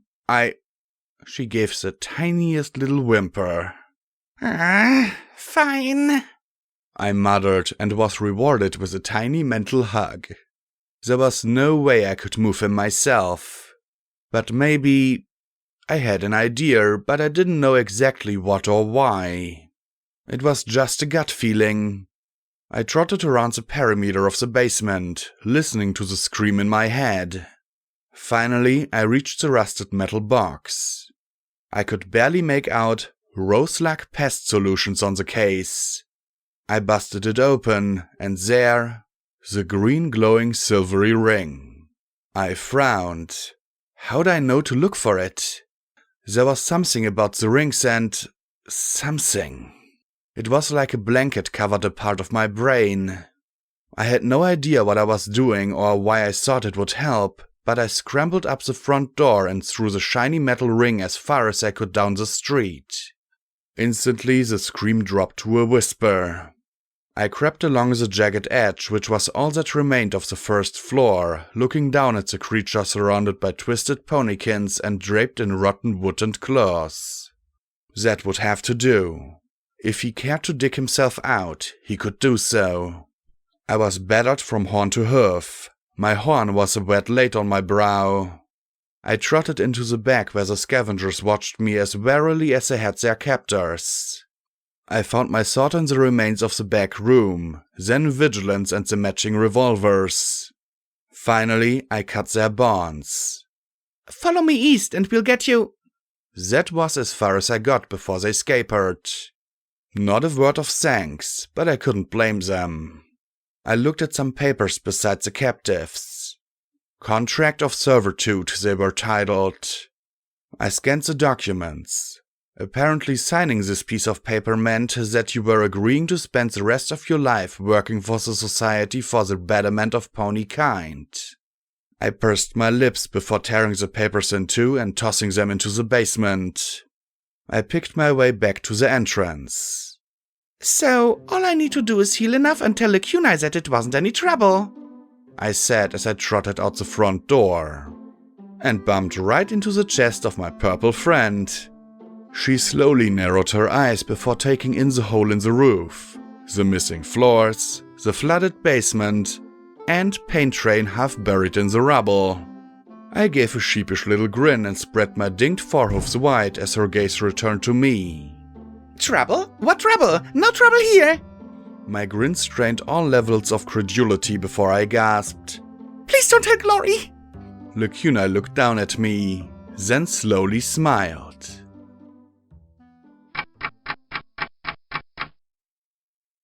I had many an unpleasant mutter as I followed Lacuna with a rope tied to my collar.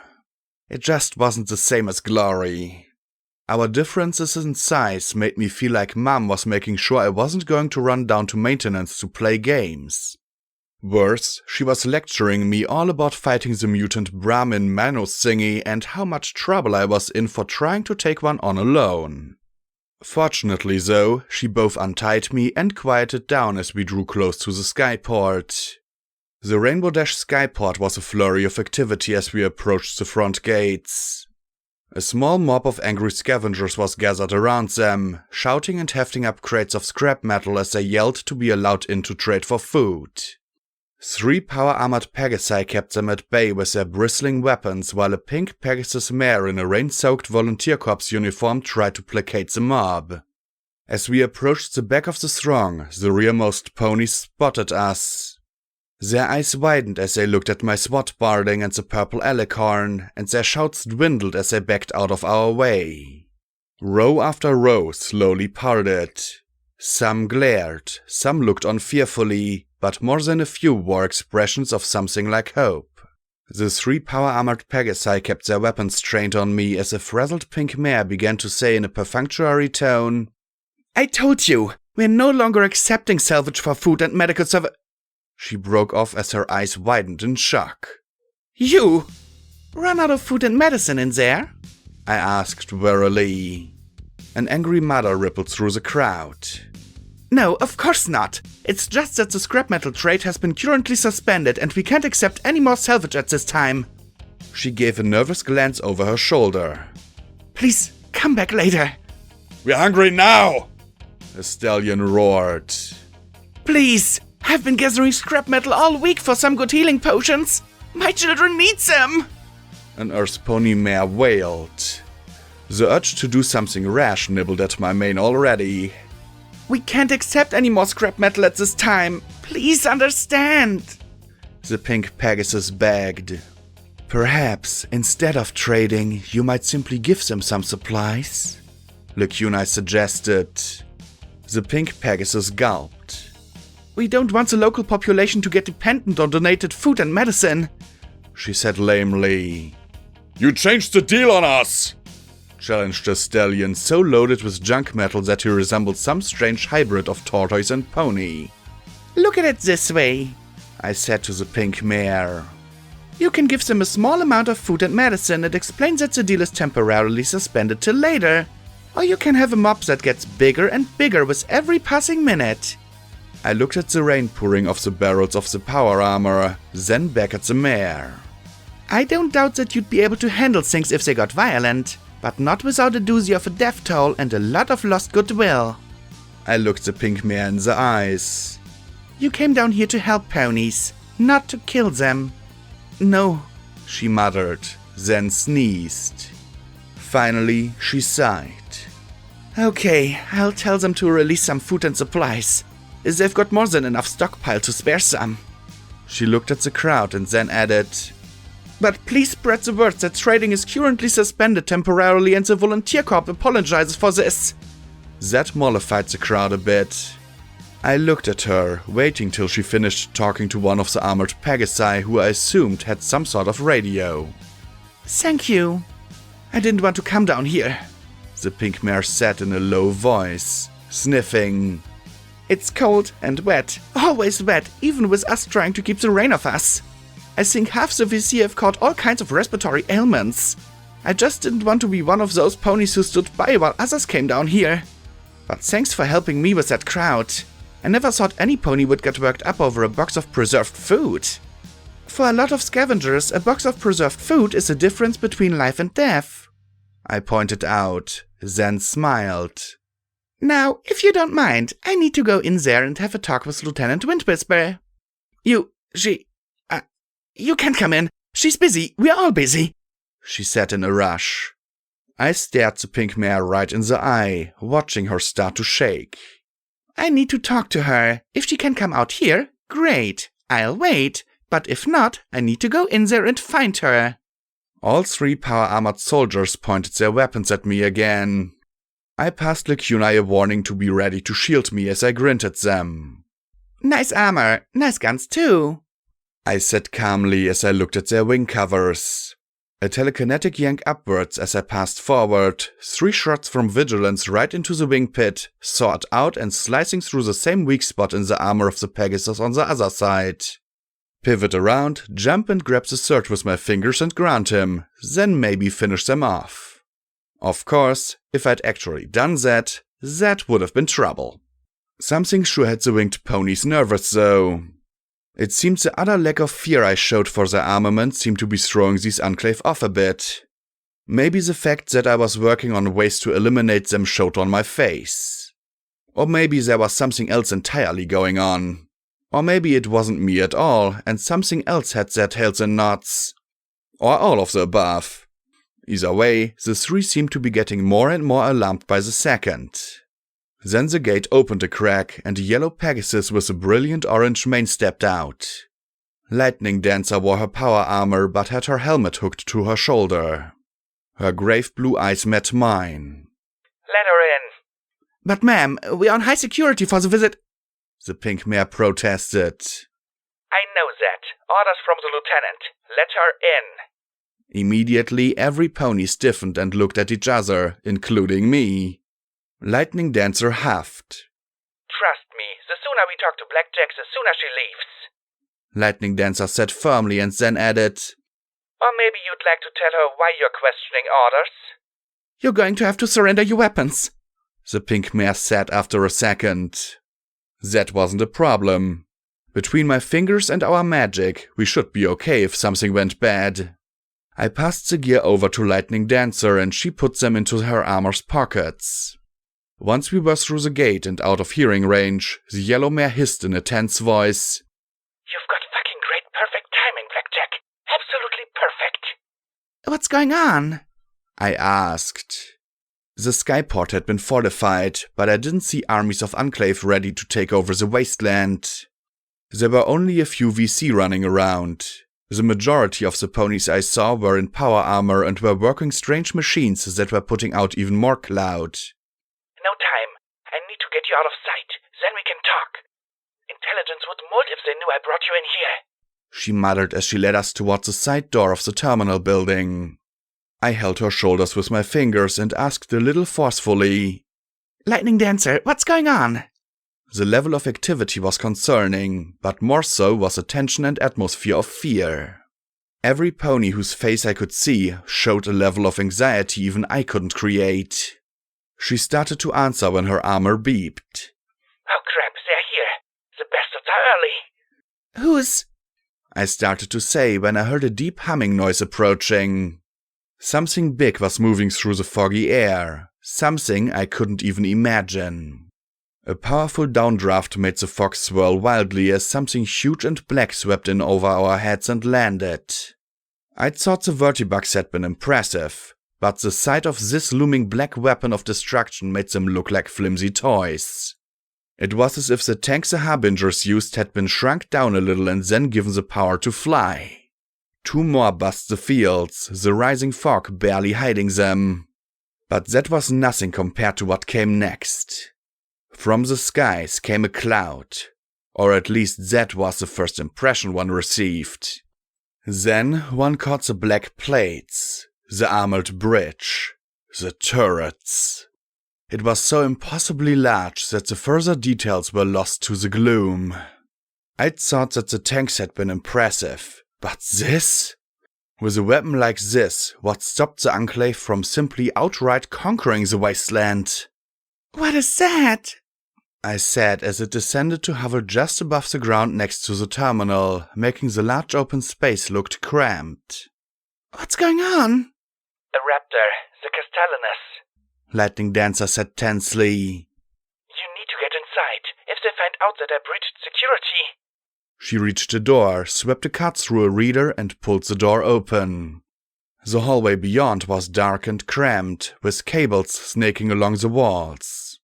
Lightning Dancer pushed us along into a room with a bank of 8 terminals showing different parts of the skyport. From the side of things, some sort of major meeting was underway.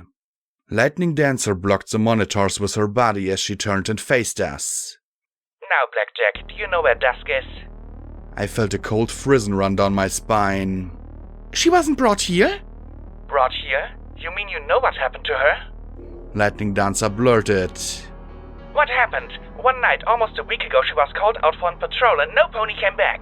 I can't find any official orders, which means it was an intelligence operation, but no pony is saying anything. I sighed.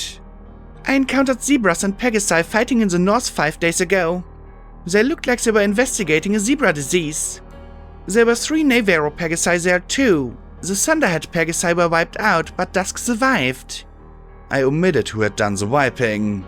Call me a coward, but right now I needed answers too. To get them, I'd need to answer some of her questions first.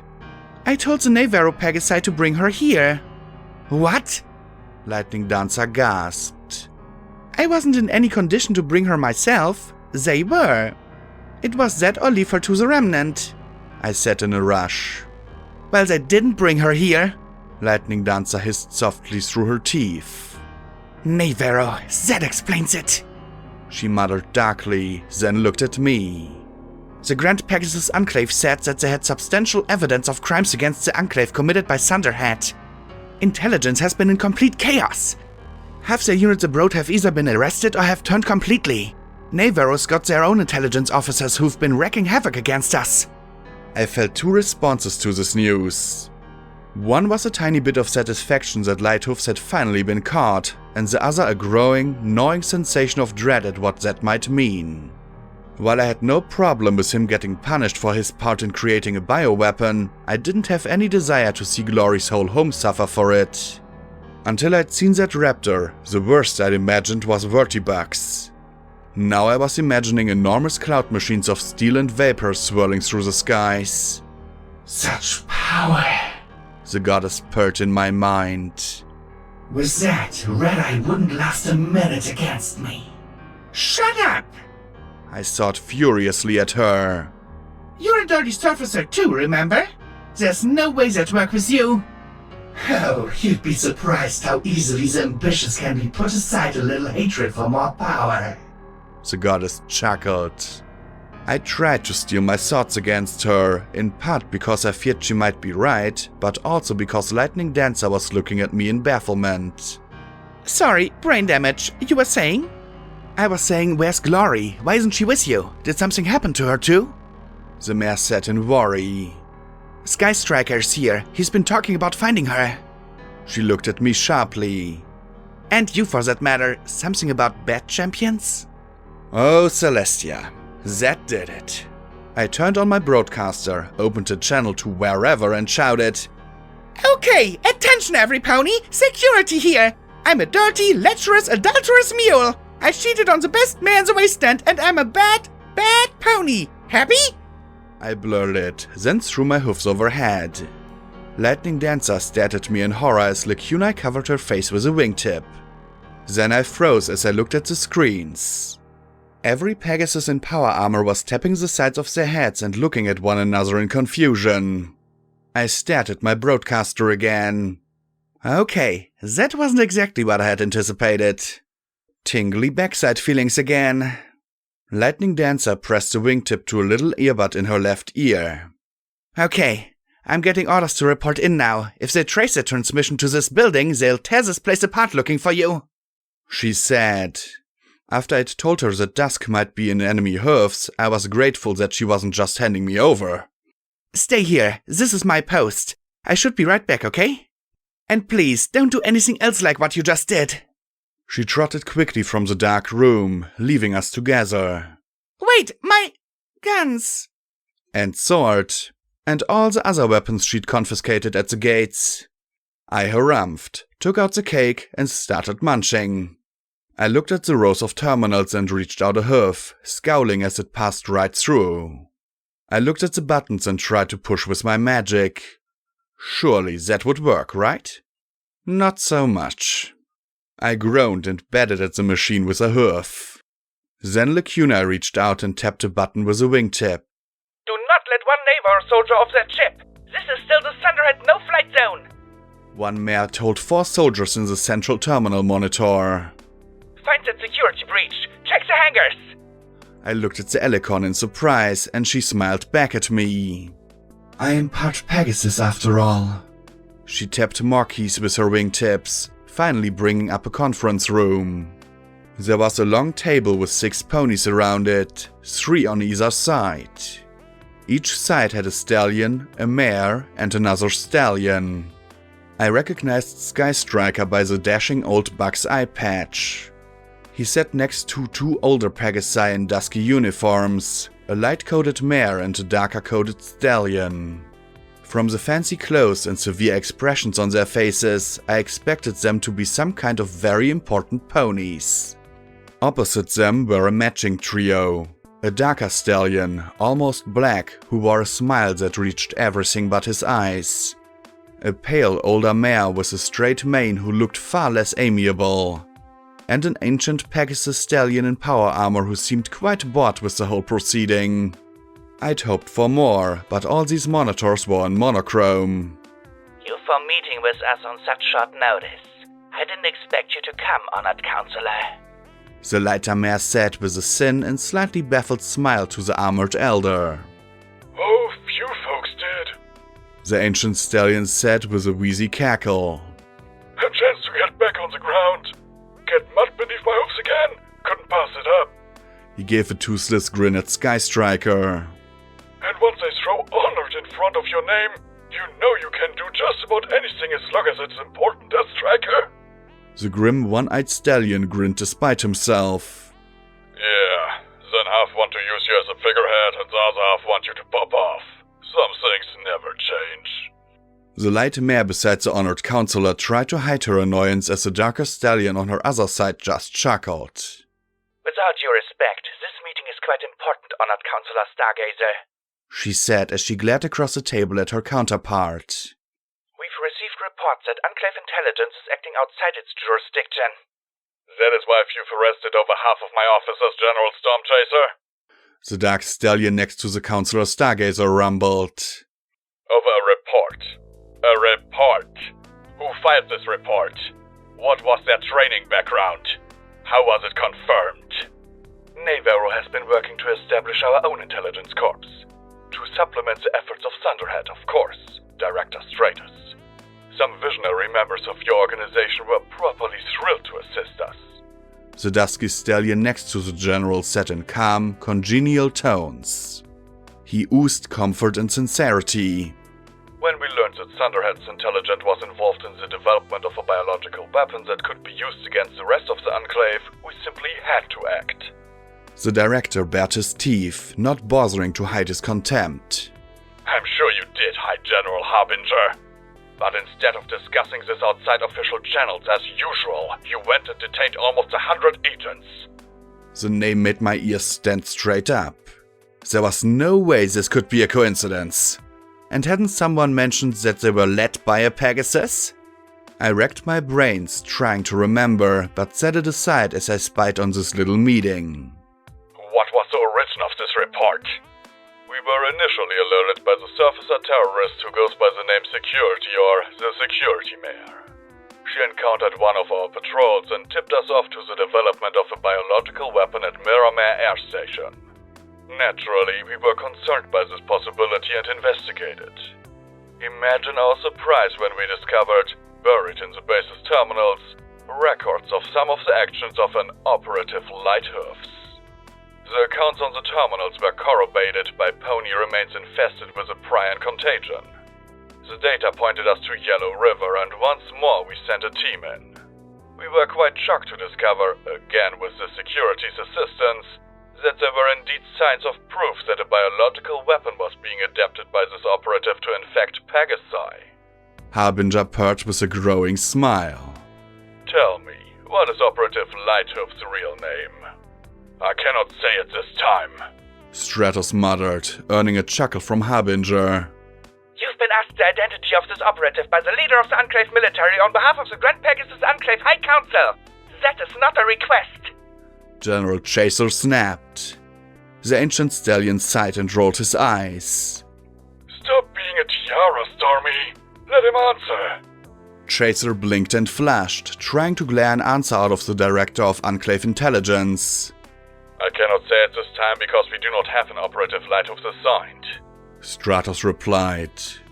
I've got 232 operatives, all memorized. There's no operative Lighthoofs in Enclave Intelligence. How convenient. Harbinger purred. Storm Chaser simply snorted. I was skeptical too. If Lighthoofs was behind this on his own, operating rogue. Stargazer leaned forward. As for investigating diseases on the surface, we needed to develop inoculations to better protect members volunteering to come down. Despite the science channels exaggerating, there are real threats of an epidemic. She gave a little smile.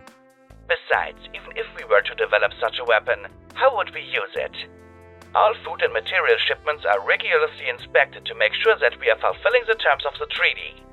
We'd be at greater risk for infecting ourselves. Harbinger twisted his lips bitterly, and Storm Chaser seemed to concede the point. There's also a question about how these... General Chaser leaned forward and put a glass bottle on the table. I couldn't see well, but the contents appeared to be some sort of main clippings. Ended up in the Fluttershy Medical Center. Everyone except Harbinger and Storm Chaser stared at the bottle. Notice the distinct colors. Stratos gave a dismissive snort first, and the one-eyed buck shook his head. So some pony decided to dye their mane. We get rebellious youths who do that all the time in the Enclave. Sky Striker said with a wave of his wing. Eventually they either grow up or take the brand. This isn't dyed. In fact, chemical analysis shows that some pony probably used dye to conceal these colors. They're a 99.9% match to Dash. General Chaser said grimly. You were able to breach the field? Consular Stargazer finally set an alarm, with hints of fear on her face. Her tone seemed to make High General Harbinger smile even more. Not completely. Some sort of interference. But with the ponies these came from... Harbinger trailed off, looking at the scowling director. So how did you do it? Find her in stasis? The report mentions stasis pods in the hospital and evidence of an intelligence team. Or did you find some means to make a successful clone? I have no idea. The stallion replied, glaring at his counterpart. But if you give me that sample, I'll put my best minds on it. Sorry. Harbinger said apologetically, his wing reaching out for the bottle and pulling it back, tucking it in the pocket of his uniform. We've got our own people looking into it. The ancient pony sighed and shook his head. All that is secondary to the activities of Thunderhead allowing prolonged contact with the surface. He looked across at Stargazer with clear worry. We've been hearing it all across the Enclave. Fears that Thunderhead is using trade and its resources to give itself an unacceptable advantage over the rest of the Enclave. To put it bluntly, we don't like or trust what you're doing. Chaser snapped. With materials you've gathered, you could be preparing to build your own independent force. That would be against the treaty. Stargazer replied calmly, folding her hoofs on the table in front of her. A treaty that Thunderhead has always abided by, and always will. From the cool disdain on her face, it was obvious that she was leaving it up to the general to show this honor first. Sky Striker jumped in. Of course, if you really are so concerned, you could implement your own trade with the surface. There's absolutely no lack of settlements and organizations you could do business with. Most of our communities don't have surpluses to trade. The ancient stallion said with a sigh and a shrug. And besides, it is far too risky. You've heard reports about this Red-Eye and the Helicon monsters that serve him. He's just the first. If we get entangled in surface affairs again, it will be the same as during the war. Scudalo thought differently. Stratos said bitterly. The ancient Pegasus's eyes widened in shock a moment, then drooped. In that moment, he looked every bit as old as he was. Director? Sky Striker rumbled in reproach. The dark stallion snorted and looked away. This doesn't have anything to do with bioweapons, Rainbow Dash clowns, or the Volunteer Corps. Stargazer said softly, looking at her hoofs on the table. This is about the future. The Enclave has two dire enemies. One is complacency, the other is entropy. We've stripped every available resource we can from every mountaintop in Equestria. Thunderhead didn't open trade with the surface because we wanted to, but because we had to. While the military has all our newest resources, even it can't keep up maintenance. We can only cannibalize so far before we're eating our own wings. Some community are using talismans 2 centuries old. We have to change if we are to survive. Perhaps. Wheezed the ancient back. But not now and not like this. I'd also like to correct you. Harbinger purred. You left out our greatest enemy. Traitors. If you're so concerned about it, conscript your own unicorns. Stratos countered, then rubbed his chin. Oh, wait, I forgot. You can't. Life on Quarrytop mountaintops is hardly conducive to quality talisman production. Guess you shouldn't have gutted those high elevation stables after all. I didn't like the way he used the word conscript. And apparently neither did the old stallion. Excuse me. He sighed, rising to his hoofs, his power armor clanking as it carried him out. I doubted he could walk or fly without it. His wings were so tiny that they appeared almost absent. That was out of line, Stratos. Sky Striker retorted, glaring past the mare at him. With all due respect, Honored Sky Striker, this is a waste of time. Stratos said as he looked at the scowling pair. Thunderhead controls the air defense system for Shadowball Tower. Anything bigger than a pony we can target and blow out of the sky before they come within 50 miles. If they destroy the tower, somehow, they'll be losing everything they want to capture. Not quite. Harbinger retorted as he rose to his hoofs, smiling confidently, staring daggers into Stratos' eyes. There would be quite a bit of satisfaction to be had. Enough! General Chaser said as she rubbed her temples. This is getting us nowhere. Agreed. Stargazer said with a nod. I vote for calm. Sky Striker looked at Stratos. The sour duck stallion shrugged. Very well. I will order a stringent examination of all intelligence activities within Thunderhead and the Huffington region. You can send your own observers to verify. He glared and pointed a wing across at Harbinger. Stratus said observers the same way Harbinger had said traitors. But I expect the operatives you've detained to be released and returned immediately if you expect to see another magic talisman. Of course, Harbinger said silkily. Every pony rose to their hoofs. But I do hope you take care, Director. Equestria is a wide land full of possibilities. I promise you, the Enclave will not be dependent on Thunderhead forever. Someday, you may just need our magnanimity and find it missing. Thank you. If you will please wait here, we'll locate the Honored Counselor so you can depart together. Excuse us. Stratos said, and with that the Thunderhead trio turned and left the meeting room. I saw them appear in a room on another monitor and start talking. "Can you switch the sound to them?" I asked in annoyance. Lacuna didn't answer. Her eyes were locked on the monitor, wide and staring. That was a lovely breeze of brown wind. Harbinger muttered. Why did we waste our time with this, Stormy? because the public would look very poorly on the military if we did not make some formal diplomatic gestures of working this out. You know we have to keep Thunderhead's bad behavior from spreading. Chaser said sourly. And because I, personally, would rather not break the largest and most successful settlement in the sky in the process of reasserting control of the situation. You can't make a rainstorm without kicking a few clouds. Harbinger replied calmly, then scowled. You read the report, didn't you? The Canterlot hub went active. 200 years with barely a beep, and now we get a Class 1 alert reporting a breach by surface or terrorists. For all we know, Thunderheads orchestrated this, and who knows what's next. They could try to get their Rainbow Dash into the SPP. Then it's checkmate for us, Stormy. General Stormchaser seemed to consider that for a moment, then replied with a dour scowl. Our forces are already committed against Red Eye. This alert was just what was needed to convince the more hesitant elements of the Council that it's time to clean house. Red Eye's Special Agent Little Pip accessed something in there, and we have no evidence that she's working for Thunderhead too. Little Pip? An agent for who? Was he serious?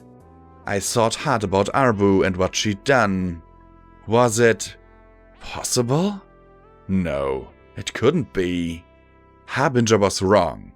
Or pulling it out of his ass or something. It was like saying the stable dweller was working for the goddess. It just wasn't possible. It couldn't be. The goddess hummed a merry little tune in the back of my mind. I couldn't shut it out, so I ignored her. And ignored the memory of Triage telling me that the Collegiate was trading with Red Eye too. No, do not think about it, Blackjack, I told myself. Focus on these two. This was the kind of trouble that got whole stables killed. Don't think about Homage's pony working for... Just don't. The General continued. We've been drumming up the surface threats for months, anyway. I admit that this new biological weapon is extremely concerning, but we can't turn our forces around to tackle Thunderhead now. After we've settled accounts on the surface... We may be eating our own faults while Thunderhead rips Navarro to vapor. Harbinger finished grimly. He seemed to acquiesce to her argument, but it clearly galled him. In his eyes, I saw a lust for war that approached the insatiable. There would be quite a lot of satisfaction to be had. The General sighed. The Council and the public have been told that Red Eye is a more immediate threat, High General. We can stomp him in a week and tie up loose ends, then deal with any other problems. General Chaser frowned at the High General's glowering silence and continued, perhaps trying to keep his mind off of attacking Thunderhead. Autumn Leaf's already dispatched Windshear's team to gather as much trustworthy information as possible. They're the best of our new intelligence squads. We still don't know the full capabilities of these alicorns. They can fly and use unicorn magic, which makes them a greater threat than a potential plague.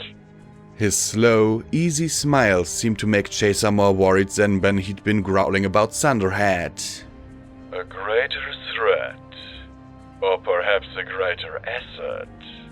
Harbinger mused.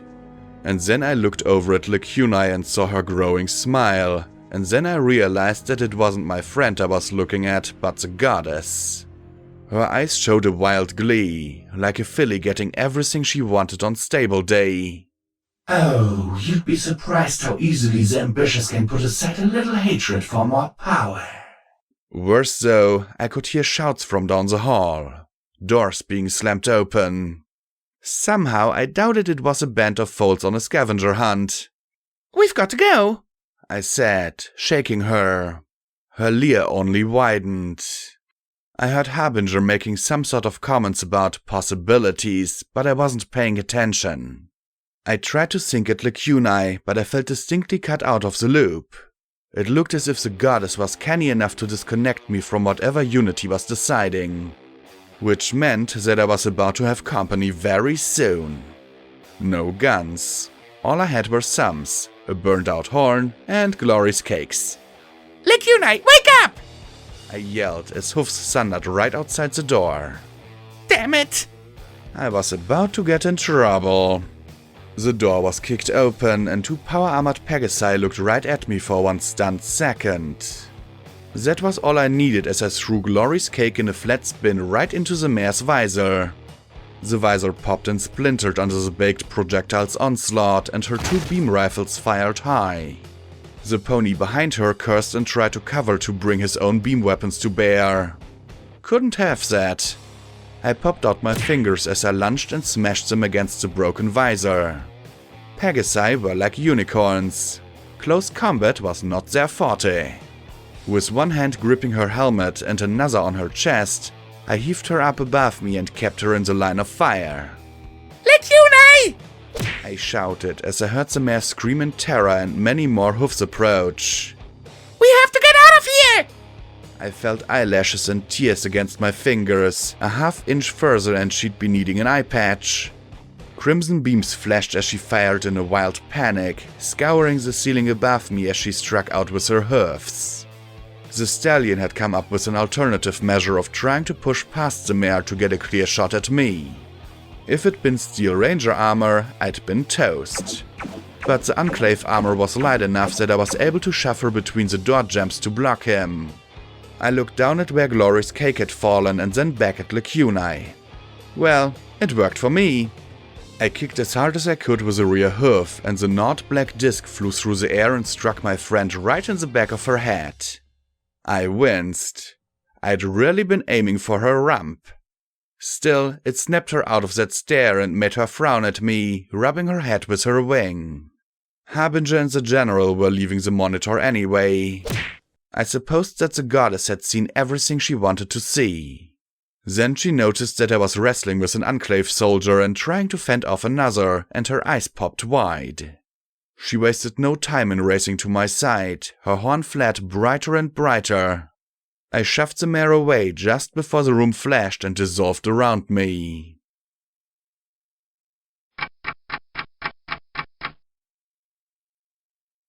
I can't believe it! I stormed as we trotted towards chapel. Vigilance, sacrifice, and duty. The magic sword of scary sharpness. All gone. I was disarmed. I was pissed. We had no choice. Either your transmission or something else alerted the entire base.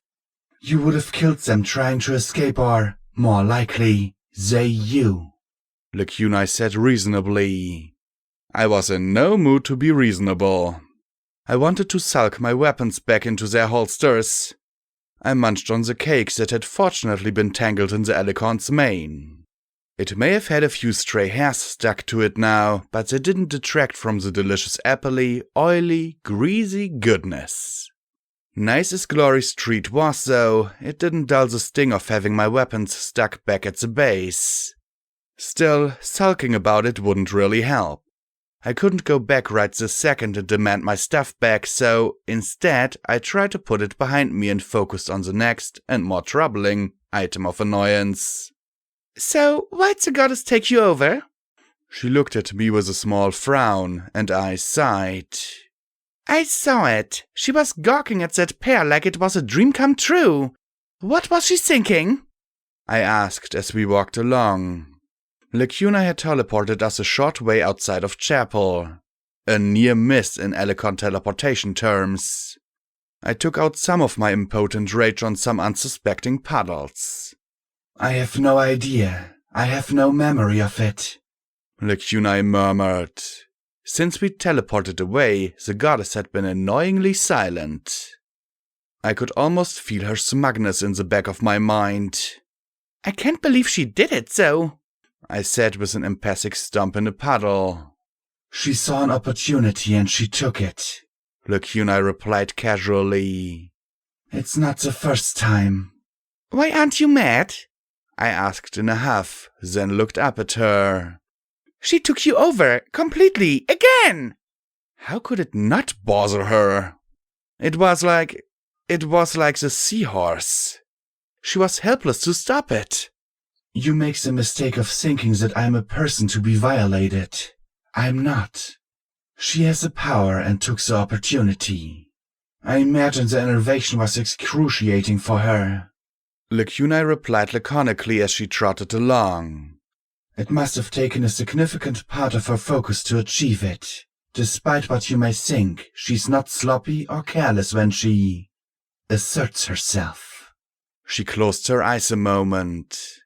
I wanted to simultaneously hug and throttle her. Why couldn't she understand that she was a person to me? A person used by a monster? But are you okay? I asked in worry. Of course, she replied, so matter-of-factly that gave me a heavy, well, not hard, blood circulation pump? Damn it, cyber ponies needed some idioms of our own. The Elecon frowned a little as she went on. The sensation of so many minds and wills within me is overwhelming. So much in me wanting to return to its original owners. With just a little push, I think everything within me may have been returned to unity. I stared at her. You mean you almost died? I was never born in the first place, but I admit that it was close. She sighed and shook her head. It was so close. I couldn't tell if she'd said it like she was glad or regretful of her survival. I didn't press. I told her I wouldn't. Would that change her? So many memories coming at once?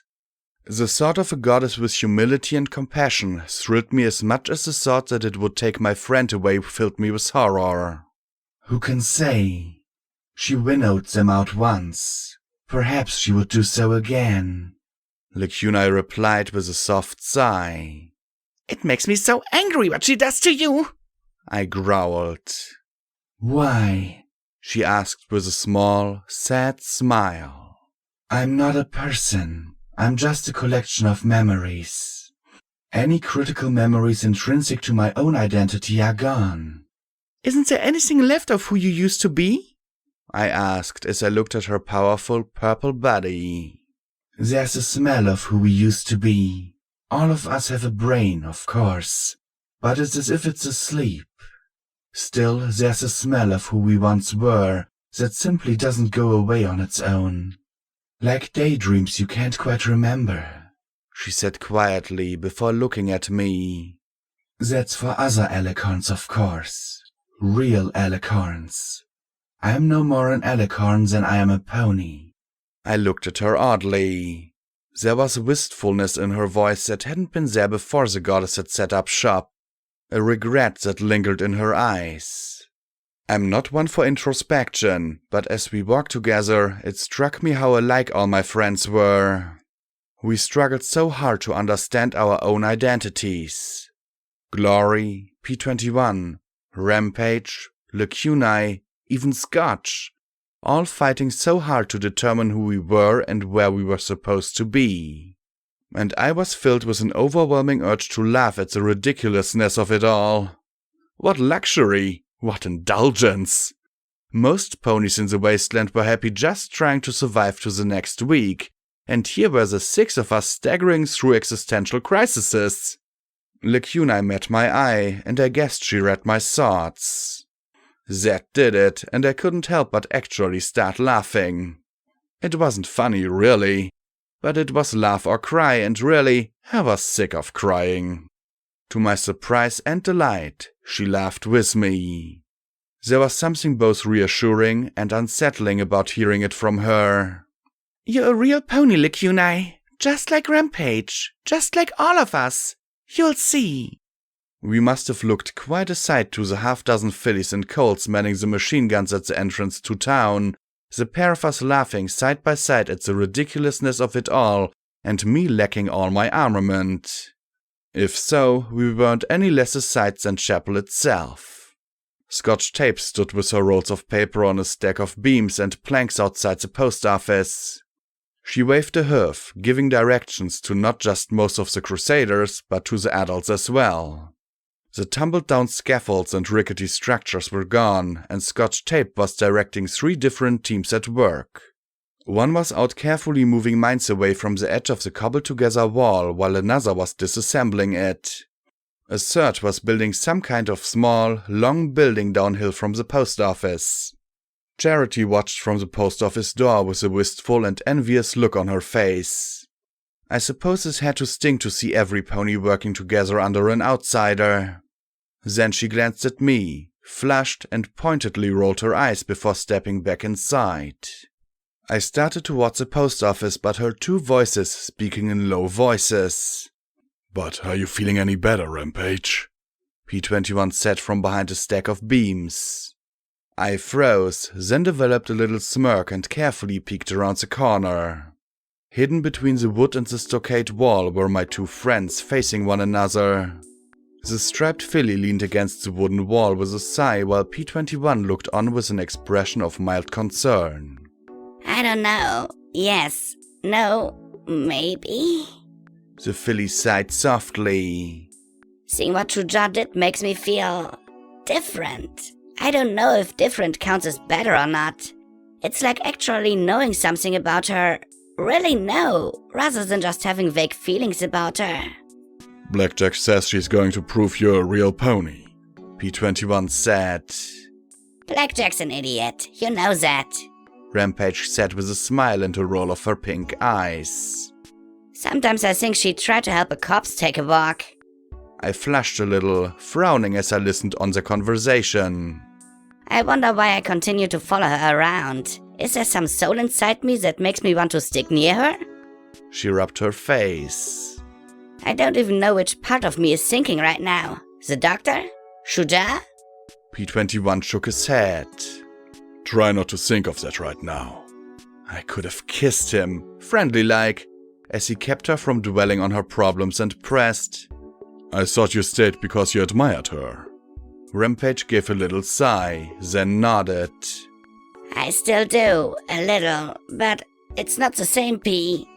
I used to think she was good. Now I don't know if she's good or just delusional. And she's trying to help me and you and every pony, and doesn't she get it?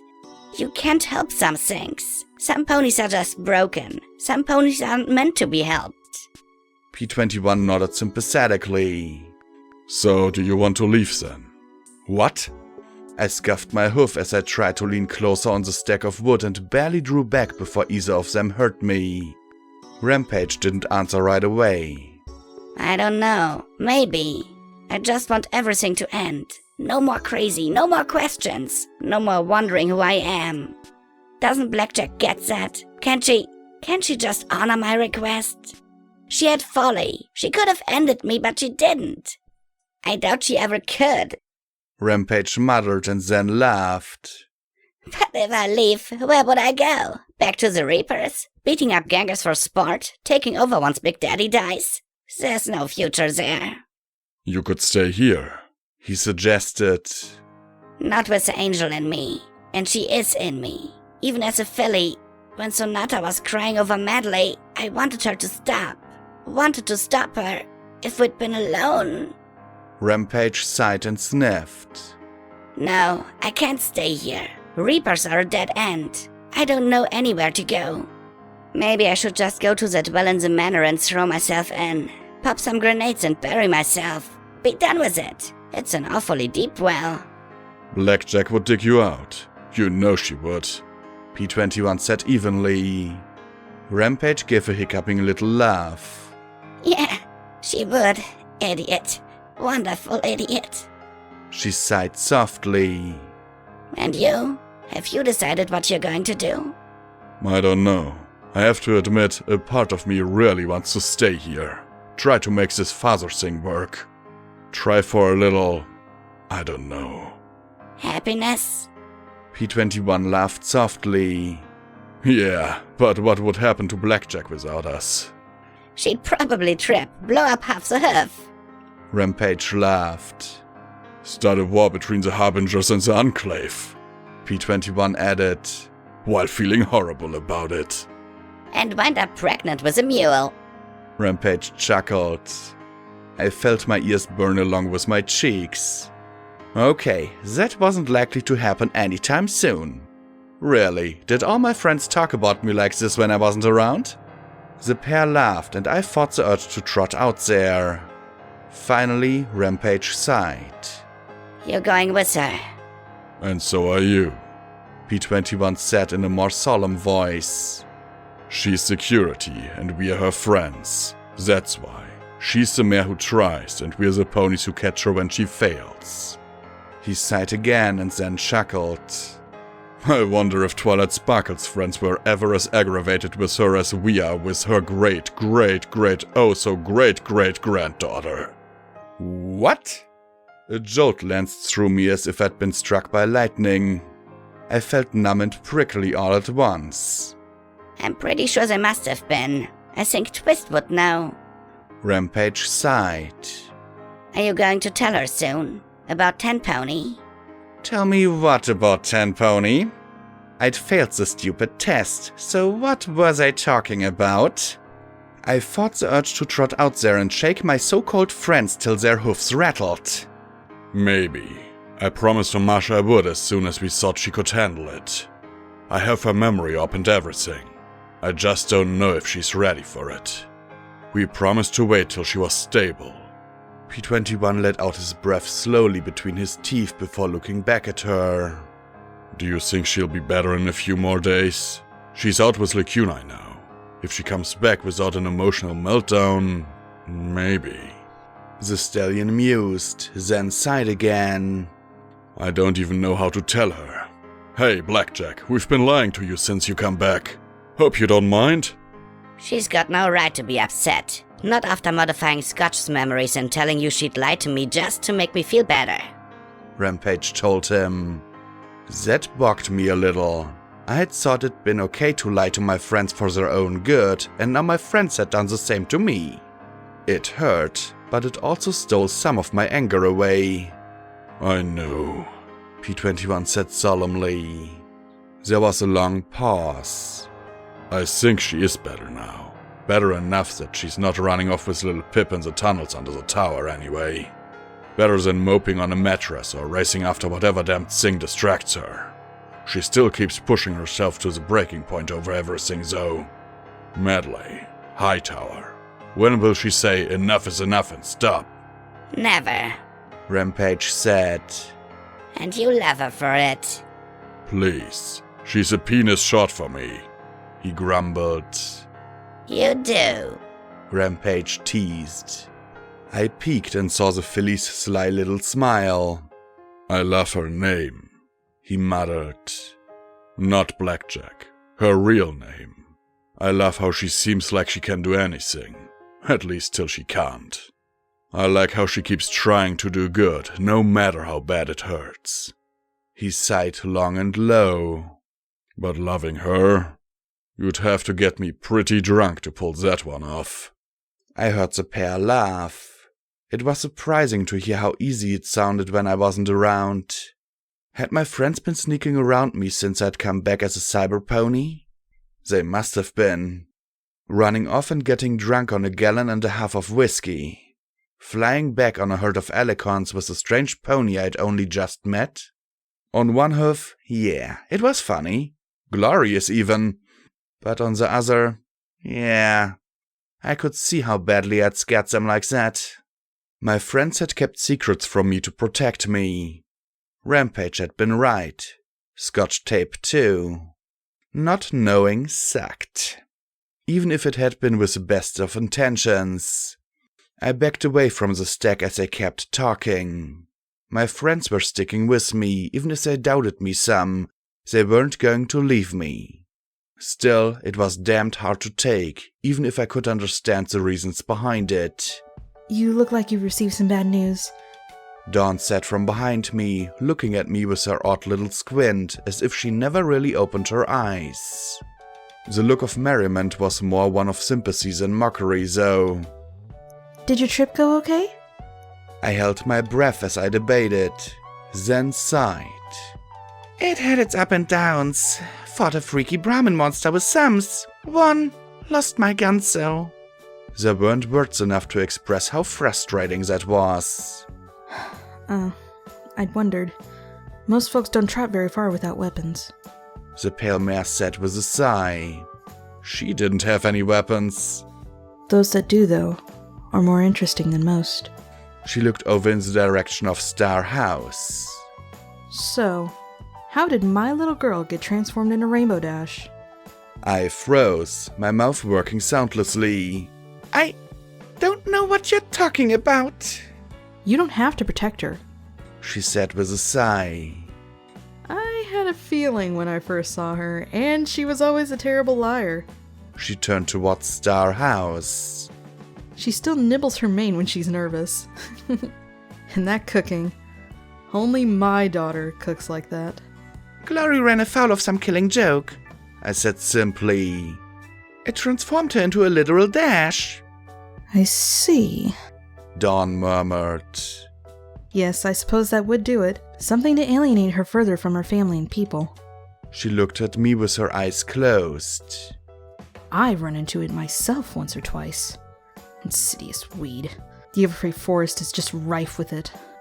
I suppose that might explain the whole weird closed eyes seeing thing. I just hope it doesn't stop her from doing whatever she wants to do. And now that I thought about it, I wasn't entirely sure what that was anymore. She's terrified that the Enclave will spot her. She's right to be. If she's become a complete copy of Rainbow Dash, she may be able to access the SPP. Dawn said, then glanced at me. A pre-war superweapon. One built so that only a select few ponies could use it. Imagine being able to throw tornadoes and hurricanes at your enemies, and you'll get the right idea. Weather control on an enormous scale. I thought of the raptor and shuddered. Until today, I didn't really understand what enormous really meant. Dawn continued with a brighter smile. I doubt it'll keep her from doing what she believes in. She once almost flew down to the surface when she was just a filly, with plans to give her box lunch to the first pony she came across. Striker barely caught her before she was zapped by a lightning rod. She sighed and shook her head. I can only assume she's still mad at me for leaving. I thought about keeping up the pretense, but hearing P21 and Rampage talk prompted me to be a little more honest, and I finally let out a sigh. I'd say she is, a little. Mostly she's confused. She's wondering where you've been. I paused, then asked softly, Where have you been? Dawn just smiled and turned her face towards the west. A little bit of everywhere. Manhattan, Philadelphia, Stalingrad, Las Pegasus. I even tried to find what had become of the griffins, dragons, and zebras. I looked everywhere I could for some sign of hope for the world. Did you find it?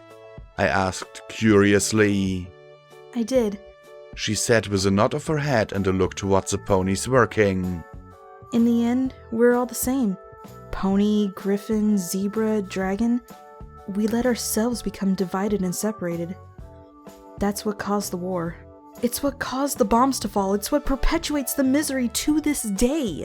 Differences as insignificant as where one was born, the stripes on one's skin, or one's species. It's those differences, those separations we create, that cause all the suffering and hardship in the world.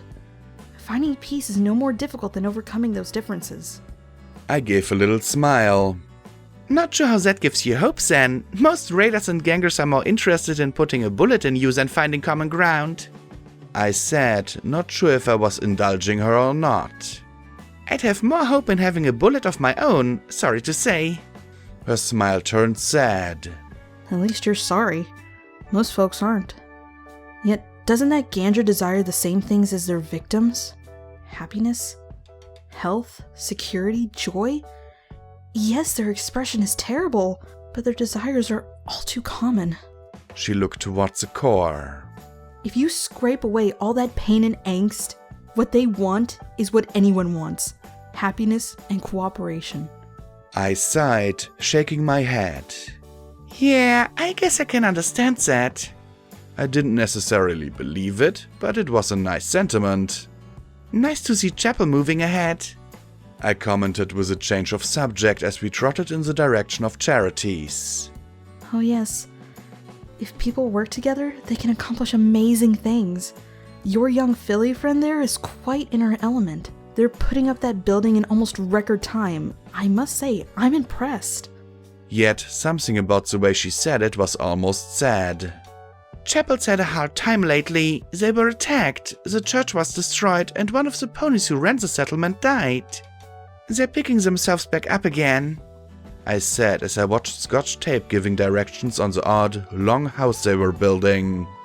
I wanted to ask what it was for, but there was no way to approach her at the moment. The filly was in full manager mode. Just like you, Blackjack. She said with an amused smile. But again, something was a little off. Despite her carefree, closed-eyes expression, something about her seemed off. Was she feeling guilty about her daughter? Hopefully better than me, I replied. I sighed, rolled my eyes a little, and changed the subject. So, does Glory know that you know? I suspect not. And I'm not sure if I should try to tell her, or try to spare her feelings. Talking about it only makes things more awkward. Her closed eyes turned back up towards Star House high on the hill. Hopefully tonight. That P21 fellow said he was going to cook something special. She gave a little shudder. Thank the sun for that. Glory always had her father's skills in the kitchen. What are you talking about? I asked in bewilderment.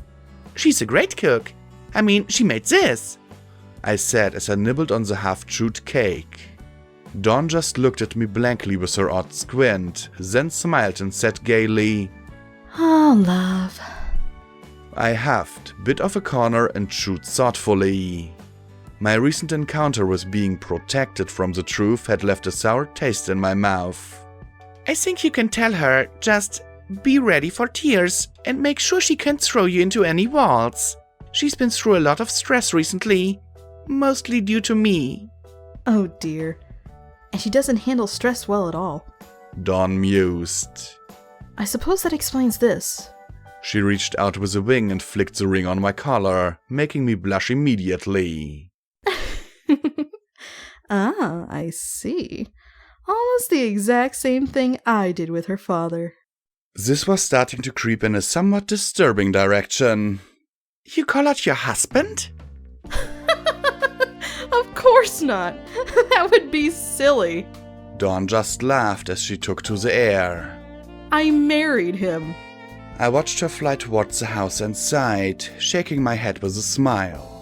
Pegasi weren't quite as strange as zebras and griffins, but they were definitely on the list. An empty tin can bounced off the back of my head. I looked over at the grinning Scotch tape, who pointed her hoof towards me, then grinned and pointed at the structure they were building. Hey, Blackjack! Glad you're back. We need your cyber-fingered funky zebra walking help here. Well, that was a magic word, right? Help. With me playing the role of a jack, lifting and holding the heavy overhead beams in place, the work went even faster than before. The young ponies worked in teams of 3 and 4 to carry the materials over. I held the things in place. The adults banked them together, Lacunae and my magic helped to hammer the higher places. Once the building was up and enclosed, 4 large open-topped barrels were placed up high along the back of the building. Pipes had been punched through the bases and sealed with wonder glue and duct tape. I wondered if that actually worked in the long term. It wasn't until I saw what came next that I realized what they were making. Toilets.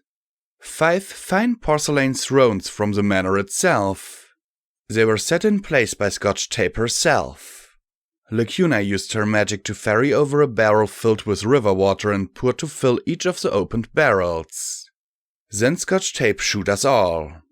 Go, Kit, out! I gotta test it! She said as she pushed every pony out. For a moment, every pony just looked at each other in confusion. Then came a sound of passing gas and a tinkle, and looks passed from one pony to the next. Finally, a pregnant pause, and then the sound of a flushing toilet filled the air.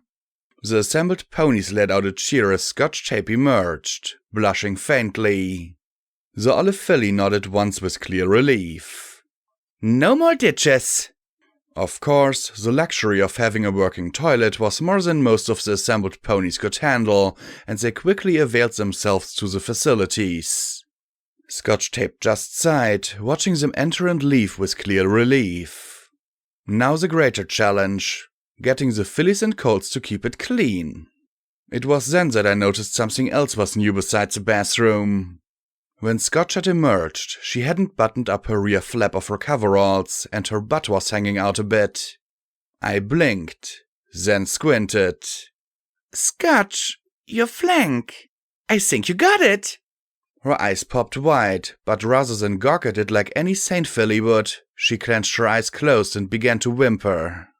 I don't want to see it, she blurted as she tucked the flap back in place and sat down hard. I gave her a minute. She only lasted 15 seconds. She stood once again, eyes firmly shut as she groaned. You look, Blackjack. Please tell me it's not a toilet. I magically tucked her coveralls back inside before I patted her head. It's not a toilet, I said as reassuringly as I could. You're just saying that, aren't you? I got a big old white bowl on my butt, don't I? Or something even worse. She whimpered and shook her head. I don't want to see it. I'll go find a big old patch of that blue wheat and get myself turned into Applejack or something. Scotch tape, it's not a toilet. To be honest, I'm not really sure what it is. I laughed, and that prompted her to take a peek.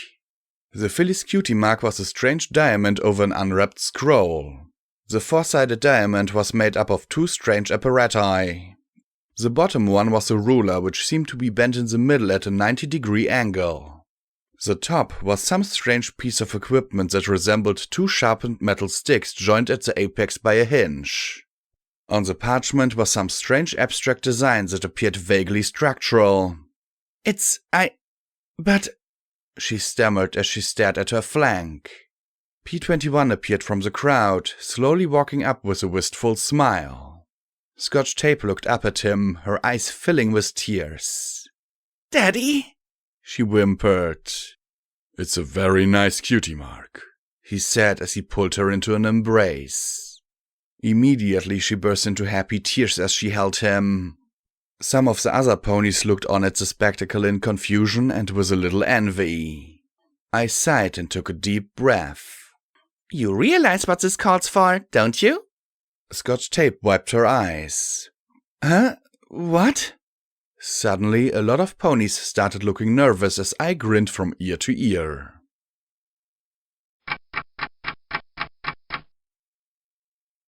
It wasn't anything like a Stable 99 cutie mark party.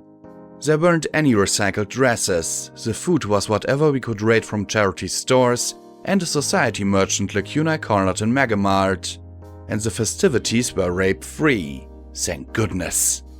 The decorations were whatever fancy ribbons we could throw up around Star House.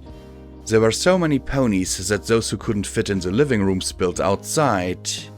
The vast majority of the colts and fillies were both utterly baffled and completely delighted by the festivities. When they got their cutie marks, it was mostly just another day. Who could spare food and energy for a celebration over a cutie mark? So rather than saying this was just for Scotch tape and her mark, I hastily made up a story of Cutie Mark Day.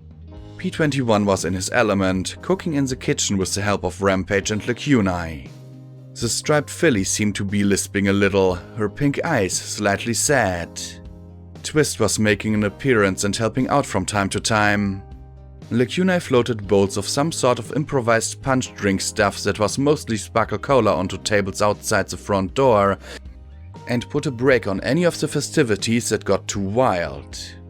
The games she and I put up were also odd to most of the ponies. Pin the tail on the pony wasn't nearly as interesting as shoot the head of the raider. Oh well, as long as they were having fun and being careful. Others improvised a band of whatever instruments they could and played despite the Huffington drizzle. I brought down Octavia from my room and showed her to Adagio, Allegro and Sonata. I tried to explain how she was special and how they should play with her, take care, and not leave her alone. The three young ponies looked at the instrument thoughtfully.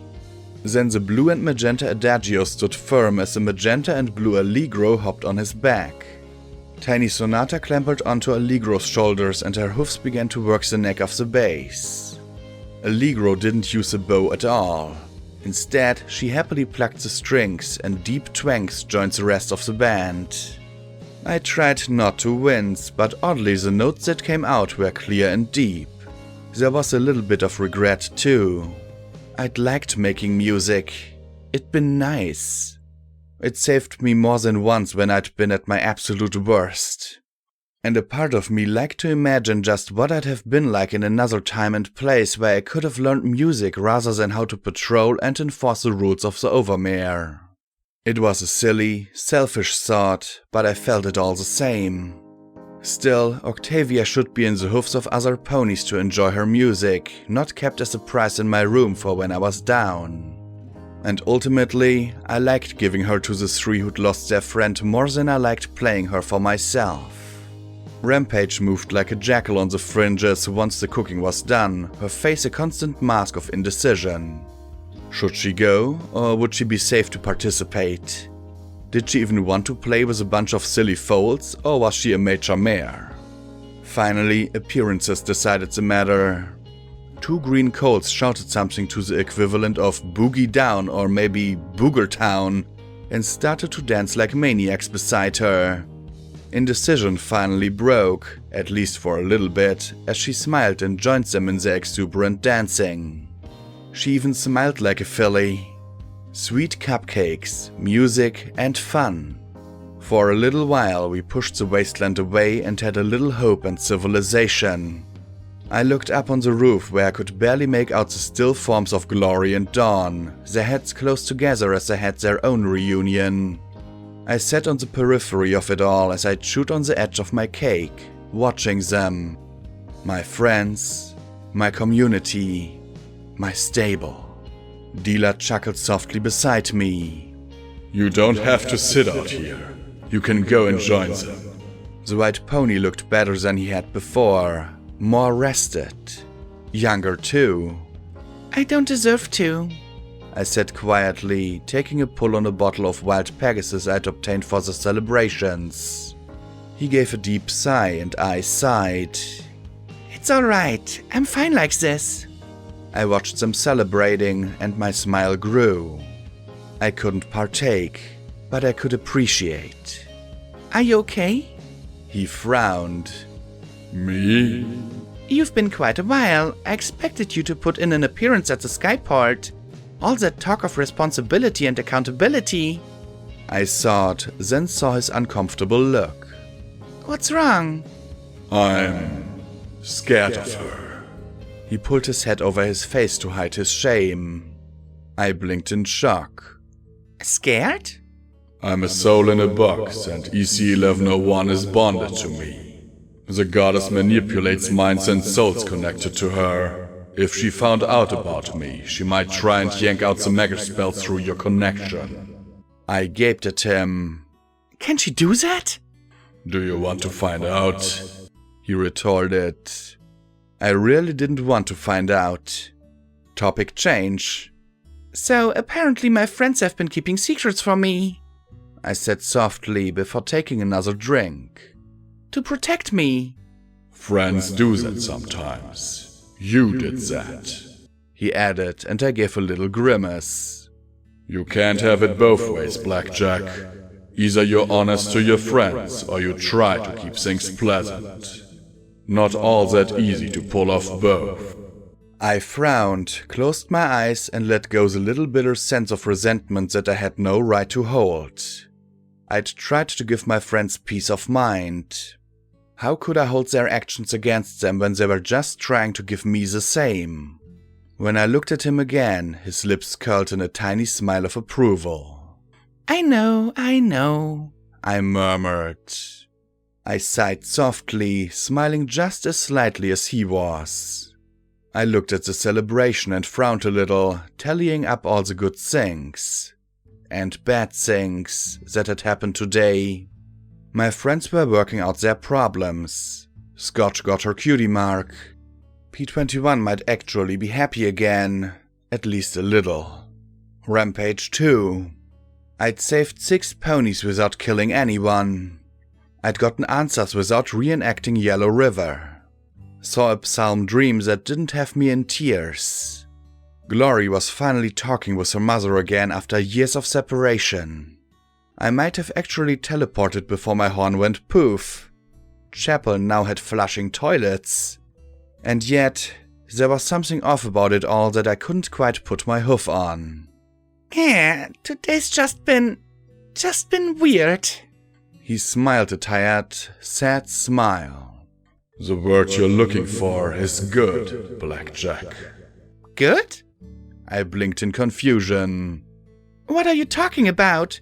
Blackjack doesn't have good days. She has days that are bad and less bad and occasionally are punctuated with good events.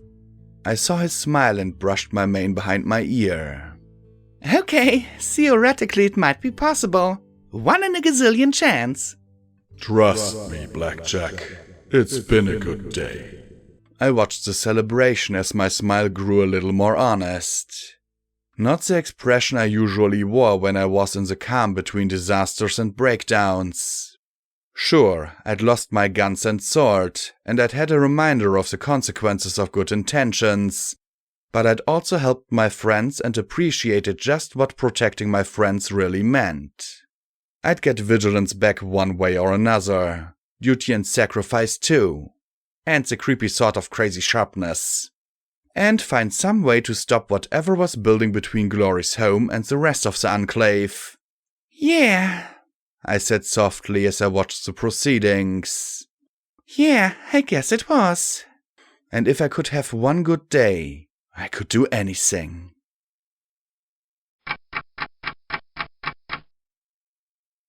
Footnote: maximum level reached.